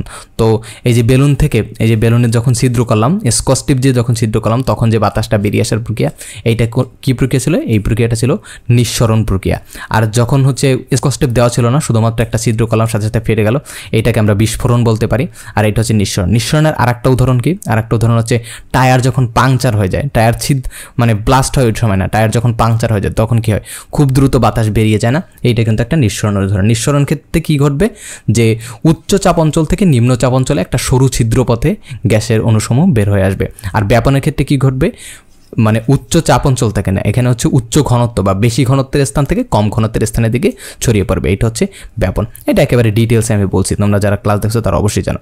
তো এবার বলো দেখি বাতাসের সুগন্ধ বা দুর্গন্ধ ছড়ানোর এই দুইটি ঘটনার সাথে কোনটির মিল খুঁজে পাওয়া যায়? নিচে তোমার পর্যবেক্ষণ লেখো, এটা সিম্পল ব্যাপার স্যাপার তোমরা লিখে দেবা। তারপর কি? তারপর হচ্ছে এবার ভেবে দেখো বাতাস দূষিত হয় কোন প্রক্রিয়ায়? দূষণকারী পদার্থ কীভাবে ছড়ায়? শুধু বাতাস নয়, মাটি, পানি কীভাবে দূষিত হয়? তো বাতাস কীভাবে দূষিত হয়? সেম প্রক্রিয়া দূষিত হয়। ধরো কলকারখানা থেকে বা ইটের ভাটা থেকে যে ধোঁয়াটা বের হয়, ধোঁয়াটা কী হয়? ব্যাপন প্রক্রিয়ায় চারদিকে ছড়িয়ে পড়ে, তাই না? ব্যাপন প্রক্রিয়া চারদিকে ছড়িয়ে পড়ার মাধ্যমে এইভাবে হচ্ছে বাতাস দূষিত হয়। তারপর কী করে?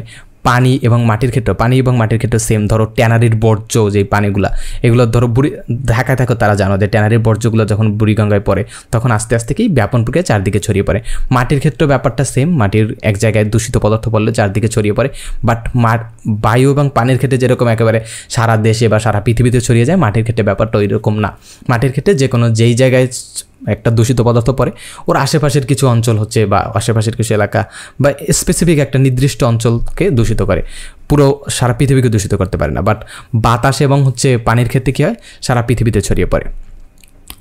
তো এই যে কঠিন তরল, এরপরে কি লেখা যায় যে এই যে কঠিন তরল এবং বায়বীয় পদার্থের কথা বলা হলো, পদার্থের এই অবস্থা থেকে এক অবস্থা থেকে অন্য অবস্থায় কীভাবে পরিবর্তন ঘটে, আবার এক অবস্থায় কীভাবে অন্য অবস্থায় নিয়ে আসা যায়, এই বিষয়গুলো জানার জন্য অনুসন্ধানী পাঠ বই থেকে গলন, স্ফুটন, পাতন এই প্রক্রিয়াগুলো ভালোভাবে পড়ানো সম্ভব। তোমাদের স্কুলের ল্যাবরেটরিতে অনুসন্ধানী পাঠ বইয়ে পরীক্ষাগুলো করে দেখো। তো সিম্পল কথাবার্তা, এটা আমি একেবারে ডিটেলসে বলছি ওইখানে অনুসন্ধানী পাঠ বইয়ের যেই অধ্যায়টা গলন, স্ফুটন, পাতন, ঊর্ধ্বপাতন সবগুলো প্রক্রিয়া একেবারে ডিটেলসে ব্যাখ্যা করছি, ওইখান থেকে দেখে নিবা। এখানে আমি আর ডিটেলসে যাচ্ছি না, কারণ এখানে অ্যানিমেশন দরকার হয়, ওইটা চিত্র দরকার হয়, এখানে এই জায়গাটা এখানে অ্যানিমেশন চিত্র দেওয়ার কোনো জায়গা নেই। তো এই হচ্ছে আজকের ভিডিও, আশা করি বুঝছো। যদি না বুঝে থাকো কমেন্ট করে জানাতে পারো অথবা আমাদের গ্রুপে পোস্ট করতে পারো। তো এই তো দেখা হবে হয়তো পরবর্তী কোনো ভিডিওতে। আসসালামু আলাইকুম। কী অবস্থা সবার? আশা করি সবাই অনেক ভালো আছো। আজকে আমরা তোমাদের বিজ্ঞান অনুশীলন বইয়ের দ্বিতীয় অধ্যায় বায়ু দূষণ বা এয়ার পলিউশন, এটার হচ্ছে 3 নম্বর লেকচার, এটা হচ্ছে 6ষ্ঠ সেশন, 6 নম্বর সেশনটা পড়াশোনা করব। তো এটা হচ্ছে সিম্পল একটা জিনিস, খুব ডিটেলস বা খুব হচ্ছে কমপ্লেক্স কিছু নাই। জাস্ট তোমরা যদি অনুসন্ধানী পাঠ বইটা ভালোভাবে পড়ে থাকো তাহলে এখানে বিন্দুমাত্র কোনো প্রবলেম হওয়ার কথা না, জাস্ট বইটা পড়বো তাহলে তোমাদের কনসেপ্টটা ক্লিয়ার হয়ে যাবে। তো 6ষ্ঠ সেশনের প্রথমে কি আছে যে আগের সেশনে যেটা করছিলাম যে বায়ু দূষণকারী পদার্থ কীভাবে ছড়ায় তা নিয়ে হচ্ছে আমরা এক্সপেরিমেন্ট করছিলাম, গবেষণা করছিলাম। কিন্তু বাতাস দূষিত হওয়ার কারণগুলো কী কী, বাতাস কীভাবে দূষিত হয় বা দূষিত হওয়ার কারণগুলো কী কী, কোন কোন পদার্থ বায়ুতে থাকলে বাতাস দূষিত হয়, পদার্থগুলো কীভাবে উৎপন্ন হয়, এটা হচ্ছে তোমরা ঘাটাঘাটি করে নিজের আগে ট্রাই করবা। আমি বলে দিচ্ছি, এটা আমরা সবাই জানি, ঘাটাঘাটি করার দরকার নেই। যে বাতাস দূষিত হওয়ার কারণ কী? কারণ হচ্ছে কলকারখানা, তারপর ইটের ভাটার ধোয়া, তারপর হচ্ছে বিভিন্ন ইঞ্জিন যেগুলো হচ্ছে জীবাশ্ম জ্বালানি থেকে চলে, যেগুলো মানে হচ্ছে পেট্রোল চলিত ইঞ্জিন, তারপর হচ্ছে ইঞ্জিন স্লিপ অফ টাং, তারপর হচ্ছে ডিজেল চালিত ইঞ্জিন, তারপরে এই যে জীবাশ্ম জ্বালানির মাধ্যমে যে ইঞ্জিনগুলো চলে সেগুলো থেকে যে ধোঁয়া উৎপন্ন হয় সেগুলো হচ্ছে বায়ু দূষণের প্রধান কারণ, সবচেয়ে বড় কারণ হচ্ছে এগুলো, এই যে ধোঁয়াগুলো, কলকারখানার কালো ধোঁয়া, এখানেও তো কোনো না কোনোভাবে ইঞ্জিন ব্যবহৃত হয়। তো এইগুলো হচ্ছে বায়ু দূষণের প্রধান কারণ। এবং কোন কোন পদার্থ বায়ুতে থাকলে বাতাস দূষিত হয় এটা হচ্ছে আমাদের এই যে নেক্সট পেজে দেওয়া আছে। এই পদার্থগুলো কীভাবে উৎপন্ন হয় সেগুলোর বিষয়ে তোমরা একটু ঘাটাঘাটি করে লিখতে পারো। তারপর হচ্ছে পাশের ছকে কিছু পদার্থের নাম লেখা আছে, গবেষণা বাংলাদেশের বায়ু দূষণের পেছনে এই পদার্থগুলি প্রধান ভূমিকা পালন করে। এখন ভেবে দেখো এই পদার্থগুলো কীভাবে উৎপন্ন হয়, এদের গঠন আসলে কেমন, এটা আমাদের বের করতে বলছে। তো চলো আমরা দেখি নেক্সট পেজে আমাদের আসলে কী আছে। নেক্সট পেজে যেটা আছে সেটা হচ্ছে এই যে বায়ু দূষণকারী কিছু পদার্থ এবং হচ্ছে এদের উৎপাদনের কারণ এবং কীভাবে উৎপাদিত হয় এবং এদের হচ্ছে গঠনগুলো এক্সপ্লেন করতে বলছে। তো বায়ু দূষণকারী পদার্থের ভিতর সর্বপ্রথম যেটা আছে পিএম বা পার্টিকুলেট ম্যাটার, যেটার আমরা ম্যাপে দেখাইছিলাম, যেটার উপর ভিত্তি করে আসলে বায়ু দূষণ নির্ণয় করা হয়েছে যে ক্ষুদ্র ক্ষুদ্র কণা বায়ু দূষণের অন্যতম উপাদান, এর সাথে অনেক স্বাস্থ্য জড়িত। এসব বস্তুখানে বিভিন্ন ধরনের উপাদান পাওয়া যায়, যেমন সালফেট, নাইট্রেট যৌগ, অ্যামোনিয়া, তারপর হচ্ছে সোডিয়াম ক্লোরাইড, কার্বন, ধূলিকণা এবং জলীয় বাষ্প, এগুলো পাওয়া যায়। তারপর হচ্ছে কার্বন মনোক্সাইড। কার্বন মনোক্সাইডের কথা আমরা ছোটোবেলা থেকে পড়ে আসছি, যেটা হচ্ছে বর্ণহীন, স্বাদহীন, গন্ধহীন, বিষাক্ত এক ধরনের গ্যাস। মূলত কার্বন ভিত্তিক ফুয়েল যেমন হচ্ছে কাঠ, তারপর হচ্ছে পেট্রোল, কয়লা, প্রাকৃতিক গ্যাস ইত্যাদি পোড়ানোর ফলে তোমরা হচ্ছে যে প্রাকৃতিক গ্যাস পড়ে সেখান থেকে এটা কার্বন মনোক্সাইড তৈরি হয়। তারপর হচ্ছে পেট্রোল তো তোমাদের অনেকের ধারণা যে আমরা তো হচ্ছে পেট্রোল পুরাই না, জাস্ট ইঞ্জিনে দিই, সেখান থেকে আমরা হচ্ছে শক্তি পাই। আসলে ইঞ্জিনের ভিতরেও তো পোড়ানো হয়, কোনো না কোনোভাবে পোড়ানো হয়। তোমরা যখন ইঞ্জিনের গঠন করবা তখন হচ্ছে এটা বিষয় ডিটেলসে জানতে পারবা। তারপর হচ্ছে কাঠ পোড়ানোর ফলে, তারপর হচ্ছে কেরোসিন ইত্যাদি পোড়ানোর ফলে এই কার্বন মনোক্সাইড উৎপন্ন হয়। তারপর হচ্ছে নাইট্রোজেন ডাইঅক্সাইড, এটা হচ্ছে কার্বন মনোঅক্সাইড। কার্বন মনোঅক্সাইড মানে হচ্ছে কার্বনের সাথে একটা অক্সিজেন মিলে যেটা হয় সেটা হচ্ছে কার্বন মনোঅক্সাইড। আর কার্বন ডাইঅক্সাইড CO2, এখানে আছে কার্বন ডাই মানে দুইটা, কার্বনের সাথে দুইটা অক্সিজেন। এই যে কার্বন মনো মানে হচ্ছে সিঙ্গেল একটা, কার্বনের সাথে একটা অক্সিজেন, কার্বন মনোক্সাইড। আর কার্বন ডাইঅক্সাইড মানে হচ্ছে কার্বনের সাথে দুইটা অক্সিজেন। তো কার্বন মনোক্সাইড হচ্ছে বর্ণহীন, স্বাধীন, গন্ধহীন এক ধরনের বিষাক্ত গ্যাস। এটা হচ্ছে বায়ু দূষণের অন্যতম প্রধান কারণ। তারপর হচ্ছে নাইট্রোজেন ডাইঅক্সাইড। নাইট্রোজেন ডাইঅক্সাইড হচ্ছে এটাও মূলত যানবাহনের ধোঁয়া, তারপর হচ্ছে শিল্প কারখানা থেকে উৎপন্ন হয় এই ক্ষতিকর গ্যাস। তারপর হচ্ছে সালফার ডাইঅক্সাইড, এটা হচ্ছে বর্ণহীন কিন্তু কড়া ঘ্রাণযুক্ত। এটা বর্ণহীন কিন্তু এটা ঘ্রাণহীন না, এটা কড়া ঘ্রাণযুক্ত। সাধারণত ফসিল ফুয়েল পোড়ানোর ফলে বাতাসে মেশে। ফসিল ফুয়েল কোনগুলো? এই যেগুলো বলছিলাম যে পেট্রোল, অকটেন, ডিজেল, মোবিল, এগুলো হচ্ছে ফসিল ফুয়েল। আশা করি এতটুকু বুঝছেন যে এই ধরনের বস্তুগুলো হচ্ছে বায়ু দূষণের জন্য প্রধানত দায়ী এবং এটা কিভাবে উৎপন্ন হয় সেগুলো দেখছো। তো এগুলোর গঠন কীরকম, কার্বন ডাইঅক্সাইড কীভাবে গঠিত হয়, কার্বন মনোক্সাইড কীভাবে গঠিত হয়, তারপর হচ্ছে নাইট্রোজেন ডাইঅক্সাইডের গঠন কীরকম, নাইট্রোজেন এবং অক্সিজেন কীভাবে একসাথে মেশে, সেটা হচ্ছে আমরা এই যে আমাদের 7 নম্বর অধ্যায় রাসায়নিক বিক্রিয়া না কি, যাই হোক যেই অধ্যায় থাকুক ওই অধ্যায় আমরা পড়ব। তো এরপর কি লেখা আছে যে আলোচনা করার একদম গোড়ার আলাপ হিসেবে পদার্থের গঠন সম্পর্কে একটু আলোকপাত করা যাক। তোমরা ইতিমধ্যেই জানো পদার্থের মূল উপাদান হচ্ছে ইলেকট্রন, প্রোটন, নিউট্রন। এই কণিকা সমূহ পরমাণুর ভিতরে কীভাবে বিন্যস্ত থাকে তা কি তোমরা জানো? অবশ্যই জানি, কারণ হচ্ছে আমরা পরমাণুর গঠন একেবারে ডিটেলসে ভালোভাবে পড়ছি। তো ওইটা থেকে তোমরা পড়ে নেবা। এখানে বেশিরভাগই তোমরা জাস্ট বলতেছো এই জন্য করাইতেছে, এখানে আসলে পড়ানোর মতো খুব একটা বেশি কিছু নাই, কারণ ম্যাক্সিমাম পড়াই হচ্ছে অনুসন্ধানী পাঠ বইতে। সত্যি বলতে পরমাণুর বিন্যাস নিয়ে অনেক বিজ্ঞানী মাথা কামিয়েছেন, অবশ্যই আমরা জানি এগুলো, এবং সময়ের সাথে সাথে ধীরে ধীরে পরমাণুর বিন্যাস সম্পর্কে মানুষের চিন্তা অনেক স্পষ্ট হয়েছে। তোমাদের অনুসন্ধানী পাঠ বইয়ে এই বিষয়ে বিস্তারিত দেওয়া আছে, রাদারফোর্ড এবং বোর পরমাণু মডেল এগুলো নিয়ে। তারপর হচ্ছে নিচের ছকের প্রশ্নগুলোর উত্তর দিতে বলছে। তা নিচের ছকে কি আছে দেখি নেক্সট পেজে। বোর পরমাণু মডেল সম্পর্কে আচ্ছা আগের পেজে একটা ছিল, নিচের ছকের প্রশ্নগুলো। পরমাণুর বিন্যাস সম্পর্কে রাদারফোর্ড পরমাণু মডেলের মূল ধারণা কি সেটা ব্যাখ্যা করতে বলছে। রাদারফোর্ড পরমাণু মডেল কী ছিল আমরা তো পড়ছিলাম যে পরমাণুর কেন্দ্রে ধনাত্মক আধানযুক্ত প্রোটন থাকবে এবং নিরপেক্ষ নিউট্রন থাকবে এবং চারপাশে ইলেকট্রন তাকে কেন্দ্র করে, ঋণাত্মক আধানযুক্ত ইলেকট্রন তাকে কেন্দ্র করে ঘুরতে থাকবে। এটা কিভাবে করবে? অনেকটা সৌরজগতে যেরকম সূর্যকে কেন্দ্র করে এই যে এর চারপাশে গ্রহগুলো ঘুরে সেইভাবে ঘুরবে। এবং এরপর হচ্ছে আসে রাদারফোর্ডের পরমাণু মডেলের পর আসে হচ্ছে বোর পরমাণু মডেল। উনি রাদারফোর্ড পরমাণু মডেলের যেই সীমাবদ্ধতাগুলো আছে সেগুলোকে হচ্ছে ওভারকাম করেন বা সেগুলোকে সলভ করে নতুন একটা পরমাণু মডেল দাঁড় করেন, সেটা হচ্ছে বোর পরমাণু মডেল। তো এই দুই মডেলের পার্থক্য কোথায় এগুলো আমি এখন আর বলছি না, কারণ অনেকবার বলতে বলতে একেবারে বোর হয়ে গেছি। তো এই হচ্ছে আজকের ভিডিও। 3 নম্বর লেকচারে এর বেশি কিছু বলার নাই। তো এইখানে ওইটা অনুসন্ধানী পাঠ বই থেকে পরমাণুর গঠন বইটা থেকে ওইটা ক্লাসটা দেখে নেবা অথবা নিজে পড়ে নেবা। তো এই হচ্ছে আজকের ভিডিও। আচ্ছা বাড়ির কাজ আছে, তো পরবর্তী 3 সপ্তাহে তোমাদের কাজ হবে এলাকার বায়ু দূষণ সম্পর্কে বিস্তারিত তথ্য সংগ্রহ করতে হবে। আমার মাউস পয়েন্টারটা নড়াচড়া করতেছে না। বায়ু দূষণ সম্পর্কে বিস্তারিত তথ্য সংগ্রহ করতে হবে। যেসব দূষণকারী পদার্থের কারণে এলাকার বায়ু দূষিত হচ্ছে, প্রকৃতি ও জনজীবনের উপর প্রভাব ফেলছে, সেগুলোর উৎস কী, কোন প্রাকৃতিক মানব সৃষ্ট কারণে এগুলো সৃষ্টি হয়, এগুলো তথ্য সংগ্রহ করবে।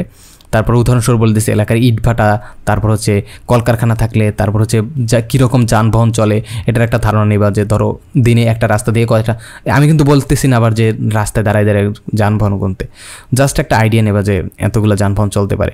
তো এর থেকে কী পরিমাণ এই যে দূষণকারী পদার্থগুলো উৎপন্ন হয় সেগুলো বিষয়ে ধারণা নিবা।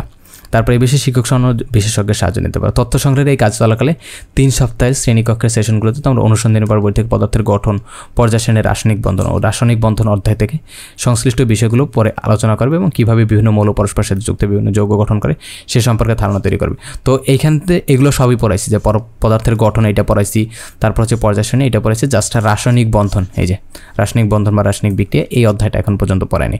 তো এই অধ্যায়টা আমি হচ্ছে খুব শীঘ্রই এইটা শেষ করার পর, অনুশীলন বইয়ের এই দ্বিতীয় অধ্যায়টা শেষ করার পরে ইনশাল্লাহ এটা শুরু করব। তো এই হচ্ছে আজকের ভিডিও, দেখা হবে হয়তো পরবর্তী কোনো ভিডিওতে। ততক্ষণ তো ভালো থাকবা, সুস্থ থাকবা এবং আশেপাশে সবাইকে ভালো রাখার চেষ্টা করবা। আসসালামু আলাইকুম। আচ্ছা, আমাদের এর পরের সেশন হচ্ছে সপ্তম এবং অষ্টম সেশন। তো এখানে সিম্পল কিছু কথাবার্তা দেওয়া আছে। ও তার আগে একটা কথা বলিনি, যে আমি কিন্তু এখানে কিন্তু খুব বেশি কিছু পড়াচ্ছি না। এই যে অনুশীলন বই, এখানে কিন্তু খুব বেশি কিছু বলতে গেলে কিছুই পড়াচ্ছি না, জাস্ট বলে দিচ্ছি যে অনুসন্ধানী পাঠ বইয়ের কোন জায়গায় এটা আছে এবং কোন জায়গায় এটা আমি পড়াইছি বা অন্য কোন জায়গায় তোমরা এটা খুঁজে পাবো, এইটাই জাস্ট বলে দিচ্ছি। তোমরা অনেকে ভাবতে পারো যে ক্লাস নিচ্ছেন এত সময় ধরে, এই ক্লাসটা কিন্তু খুব বেশি না, ক্লাসগুলো কিন্তু খুব ছোটো ছোটো হচ্ছে, কারণ এখানে পড়ানোর মতো আসলে কিছুই নেই, যেগুলো সবগুলো হচ্ছে অনুসন্ধানী পাঠ ওই বইটায়।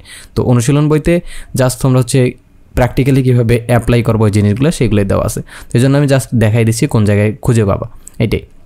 দেখুন প্রথমে কি আছে, যে তোমরা আগে রাদারফোর্ড পরমাণু মডেল এবং বোর পরমাণু মডেল সম্পর্কে জেনেছো। তোমাদের কাজ হচ্ছে পরমাণুর ইলেকট্রন বিন্যাস এবং ইলেকট্রন বিন্যাসের নীতি সম্পর্কে একটা স্পষ্ট ধারণা তৈরি করা এবং যথারীতি দলে বসে অনুসন্ধানী পাঠ বই থেকে এগুলো পড়ে নেওয়া। দলে বসে পড়ে নেওয়া, একা একা পড়ে নেওয়া, যেরকম স্যাররা বলবো এরকম পড়ে নেওয়া। অবভিয়াসলি আগে নিজে বাসায় পড়ে নেওয়া, ক্লাস দেখে পড়ে নাও বা নিজে নিজে পড়ে নাও বা অন্য কারো টিউটারের সহায়তা পড়ে নাও, অবশ্যই পড়ে নিতে হবে। এরপরে কাজ আছে মৌলের পরমাণুর ইলেকট্রন বিন্যাস বের করা। ইলেকট্রন বিন্যাস কীভাবে বের করতে আমি ডিটেলসে ভালোভাবে দেখাইছি, তোমরা চাইলে ওইটা দেখে নিতে পারো বা অন্য কারোতে দেখে নিতে পারো। তো এরপর কাজ দিচ্ছে একটা, যে 5 জন সদস্যের হয়ে 5টি মৌল নিয়ে কাজ করবে এবং প্রত্যেক সদস্য একটি করে ইলেকট্রন বিন্যাস বের করবে। কোনো 5টি মৌলের ইলেকট্রন বিন্যাস বের করতে হবে তার শিক্ষক তোমাদের নির্দিষ্ট করে দেবেন। স্যার তোমাদের বলে দেবেন যে কোন 5টা মৌলের ইলেকট্রন বিন্যাস বের করতে হবে। তো ইলেকট্রন বিন্যাস সবগুলো একেবারে তোমরা যতটা সম্ভব কঠিন তো এগুলো তোমরা হচ্ছে প্র্যাকটিস করে নেবে, তাহলে এগুলো কোনো তোমাদের কাছে ডাল ভাত মনে হবে। তারপরে ইলেকট্রন বিন্যাস বের করা শেষ, কোন শক্তি স্তরে কোন উপস্তরে ইলেকট্রন বিন্যাস কীভাবে বিন্যস্ত থাকবে এগুলো দেখাইতে পারবা, অবভিয়াসলি দেখাইতে পারবো এটা পড়া থাকলে। তারপর হচ্ছে প্রত্যেক মৌলের ইলেকট্রন বিন্যাস নিজেরা যাচাই করে দেখো ঠিক হয়েছে কিনা, প্রয়োজন ইলেকট্রন বিন্যাস নিতে আরেকবার দেখে নাও।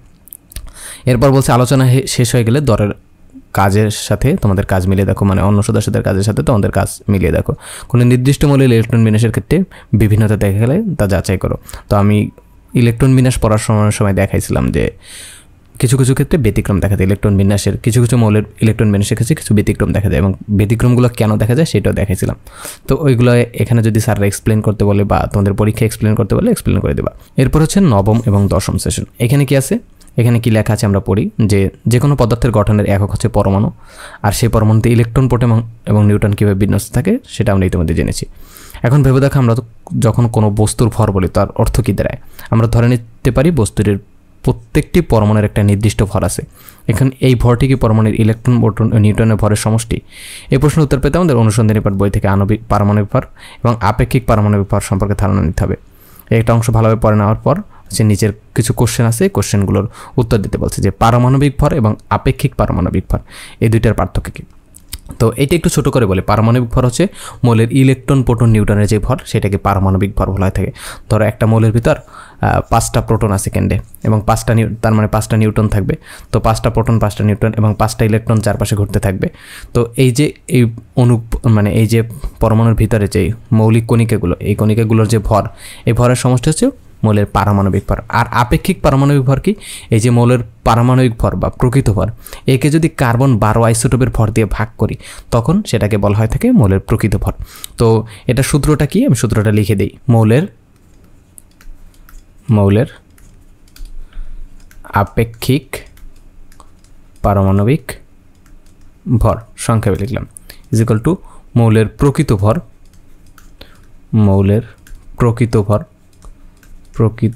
ভর ডিভাইডেড বাই কার্বন 12 আইসোটোপের ভরের 1/12 অংশ। তো কার্বন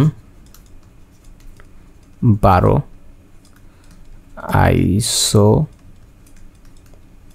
এখানে দেখা না গেলে তোমরা হচ্ছে আমি বলছি এখান থেকে নোট করে নাও, আইসোটোপের ভরের 1/12 অংশ বা কার্বন 12 আইসোটোপের ভরের 1 ভাগ মানে 12 ভাগের 1 ভাগ। তো এই ব্যাপারটা কীরকম, ধরো যে কোনো একটা পরমাণুর কথা চিন্তা করো, যে কোনো একটা পরমাণুর ভর ধরো 1.5 × 10⁻⁻19 গ্রাম।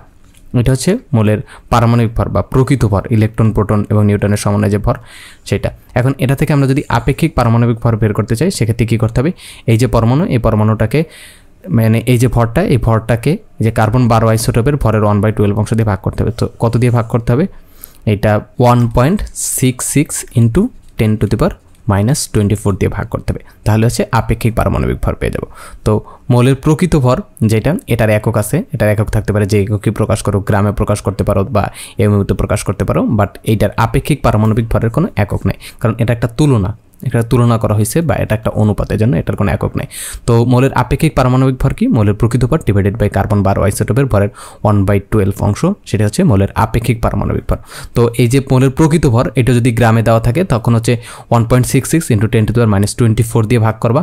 আর এই যে মৌলের প্রকৃত ভর, এটা যদি কেজিতে দেওয়া থাকে, ধরো যে কোনো একটা অ্যামাউন্ট দেওয়া থাকলো, ধরো 2 কেজি, লেটস সে 2 কেজি তো অবভিয়াসলি দেওয়া থাকবে না, 2 কেজি দেওয়া থাকলো, তখন ওইটার আপেক্ষিক পারমাণবিক ভর কীভাবে বের করবা, ওইটাও সেম 1.66 × 10⁻, এখানে 10⁻24 ছিল, এখানে হবে 10⁻27 যদি কেজিতে দেওয়া থাকে, তাহলে এইভাবে হিসাব করতে হবে। আশা করি পারমাণবিক ভর এবং আপেক্ষিক পারমাণবিক ভরের ব্যাপারটা তোমরা বুঝছো। এরপরে নেক্সট কি আছে আমরা দেখি, নেক্সট পেজ কোথায়, নেক্সট পেজে এরপর একটা কোশ্চেন দেওয়া আছে যে প্রকৃতিতে কপারের 2টি আইসোটোপ হচ্ছে কপার 63 আর এবং হচ্ছে কপার 65 এবং তার গড় আপেক্ষিক পারমাণবিক ভর হচ্ছে 63.5। তুমি কি হচ্ছে এই দুইটার প্রকৃতিতে প্রাপ্ত শতকরা পরিমাণ বের করতে পারবো কিনা, এটা বের করতে বলছে। তো আমরা ট্রাই করি, চলো বের করা যায় কিনা। আমরা যখন অনুসন্ধানী পাঠ বই পড়ছিলাম তখন কি পড়ছিলাম যে কোনো দুইটা আইসোটোপের প্রকৃতিতে শতকরা পরিমাণ বা যেই পরিমাণ শতকরা হারে যেই পরিমাণ পাওয়া যায় সেটা এবং তার পারমাণবিক ভর দেওয়া থাকলে আমরা ওই মৌলটার আপেক্ষিক পারমাণবিক ভর কীভাবে বের করতে হয় সেটা পড়ছিলাম। ধরো লেটস সে কপার, এই যে আমি অ্যাকচুয়াল উদাহরণটাই দেখাচ্ছি, এখানে ছিল যে ক্লোরিনেরটা দেওয়া ছিল, যে ক্লোরিনের ক্ষেত্রে কী দেওয়া ছিল যে প্রকৃতিতে ক্লোরিনের প্রাপ্ত যে ক্লোরিন 35 এটার প্রাপ্ত শতকরা পরিমাণ 75.77% এবং এর পারমাণবিক ভর দেওয়া ছিল 30.968 এবং ক্লোরিন 37 যেটা, এটার হচ্ছে প্রাপ্ত পরিমাণ 24.23% এবং তার পারমাণবিক ভর দেওয়া ছিল 36.956। তো এটার হচ্ছে গড় পারমাণবিক ভর বা আপেক্ষিক পারমাণবিক ভর কীভাবে বের করছি, এই যে শতকরা পরিমাণ ইন্টু পারমাণবিক ভর এটা গুণ করছি, তারপর এই যে এইটা শতকরা পরিমাণ তার পারমাণবিক ভর গুণ করছি ডিভাইডেড বাই 100। এখন যদি এখানে 2টা আইসোটোপ ছিল এই জন্য 2টা করছি, 3টা আইসোটোপ থাকলে 3টা, 4টা আইসোটোপ থাকলে 4টা। তো এখন ওই মানে এইখানে দেওয়া ছিল কি যে শতকরা পরিমাণ দেওয়া ছিল এবং পারমাণবিক ভর দেওয়া ছিল, ওইটা থেকে আমরা পারমাণবিক ভর বের করছি এবং ওই কোশ্চেনটা আমাদের কি বলছে, রিভার্স করতে বলছে। এইটা দেওয়া আছে, দেখো এইটা দেওয়া আছে যে আপেক্ষিক পারমাণবিক ভর দেওয়া আছে, এখন আমাদের বের করতে বলছে যে এই যে প্রকৃতিতে শতকরা পরিমাণ এইটা আমরা বের করতে পারবো কিনা। তো চলো ট্রাই করি বের করা যায় কিনা দেখি। তো আমরা ধরে নিই যে কপার 63 এটা হচ্ছে প্রকৃতিতে শতকরা পরিমাণ হচ্ছে X%, তাহলে কপার 65 যেটা, এটার প্রকৃতিতে শতকরা পরিমাণ কত হবে, 100 - X%। এখন ওই সূত্র অনুযায়ী আপেক্ষিক পারমাণবিক ভর এখানে কত দেওয়া আছে 63.5, অ্যান্সারটাই তো পেয়েছি 63.5 = X × 63 plus 100 - X × 65 divided by 100। তো এখন যদি আমরা এই ইকুয়েশনটাকে সলভ করি তাহলে কি পাবো, ইকুয়েশনটা বাসায় সলভ করে নিবা, আমি জাস্ট অ্যান্সারটা লিখছি। সেক্ষেত্রে আমরা এক্সের ভ্যালু কত পাবো, এক্সের ভ্যালু পাবো হচ্ছে 75%, এক্সের ভ্যালু হচ্ছে 75%।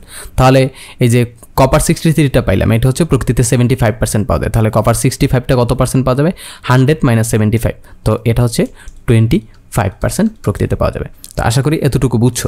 এরপরে কি আছে যে 3টে আইসোটোপ রয়েছে এমন একটি মৌলের গড় আপেক্ষিক পারমাণবিক ভর তুমি যদি জানো তাহলে তুমি কি তাদের প্রকৃতিতে শতকরা পরিমাণ বের করতে পারবো কিনা এইটা জানতে চাইছে। সো এইটা আমরা ট্রাই করি, চলো আমরা আসলে বের করতে পারবো কিনা। তো প্রকৃতিতে 3টা আইসোটোপ আছে, এরকম একটা মৌল হচ্ছে অক্সিজেন। তো অক্সিজেনের আইসোটোপ 3টা হচ্ছে এই যে এই 3টা 178 ও অক্সিজেন 188। এখন আমরা ধরে নিই যে এই আইসোটোপটা প্রকৃতিতে শতকরা পরিমাণ হিসাবে আছে X%, এই আইসোটোপটা আছে Y%, y% আছে এবং এই আইসোটোপটা আছে 100 - x + y, মানে তিনটা মিলিয়ে তো 100 হবে তাই না, 100% হবে। সো সেটা ধরো এইটা এবং এটা কত হবে, 100 - x + y%।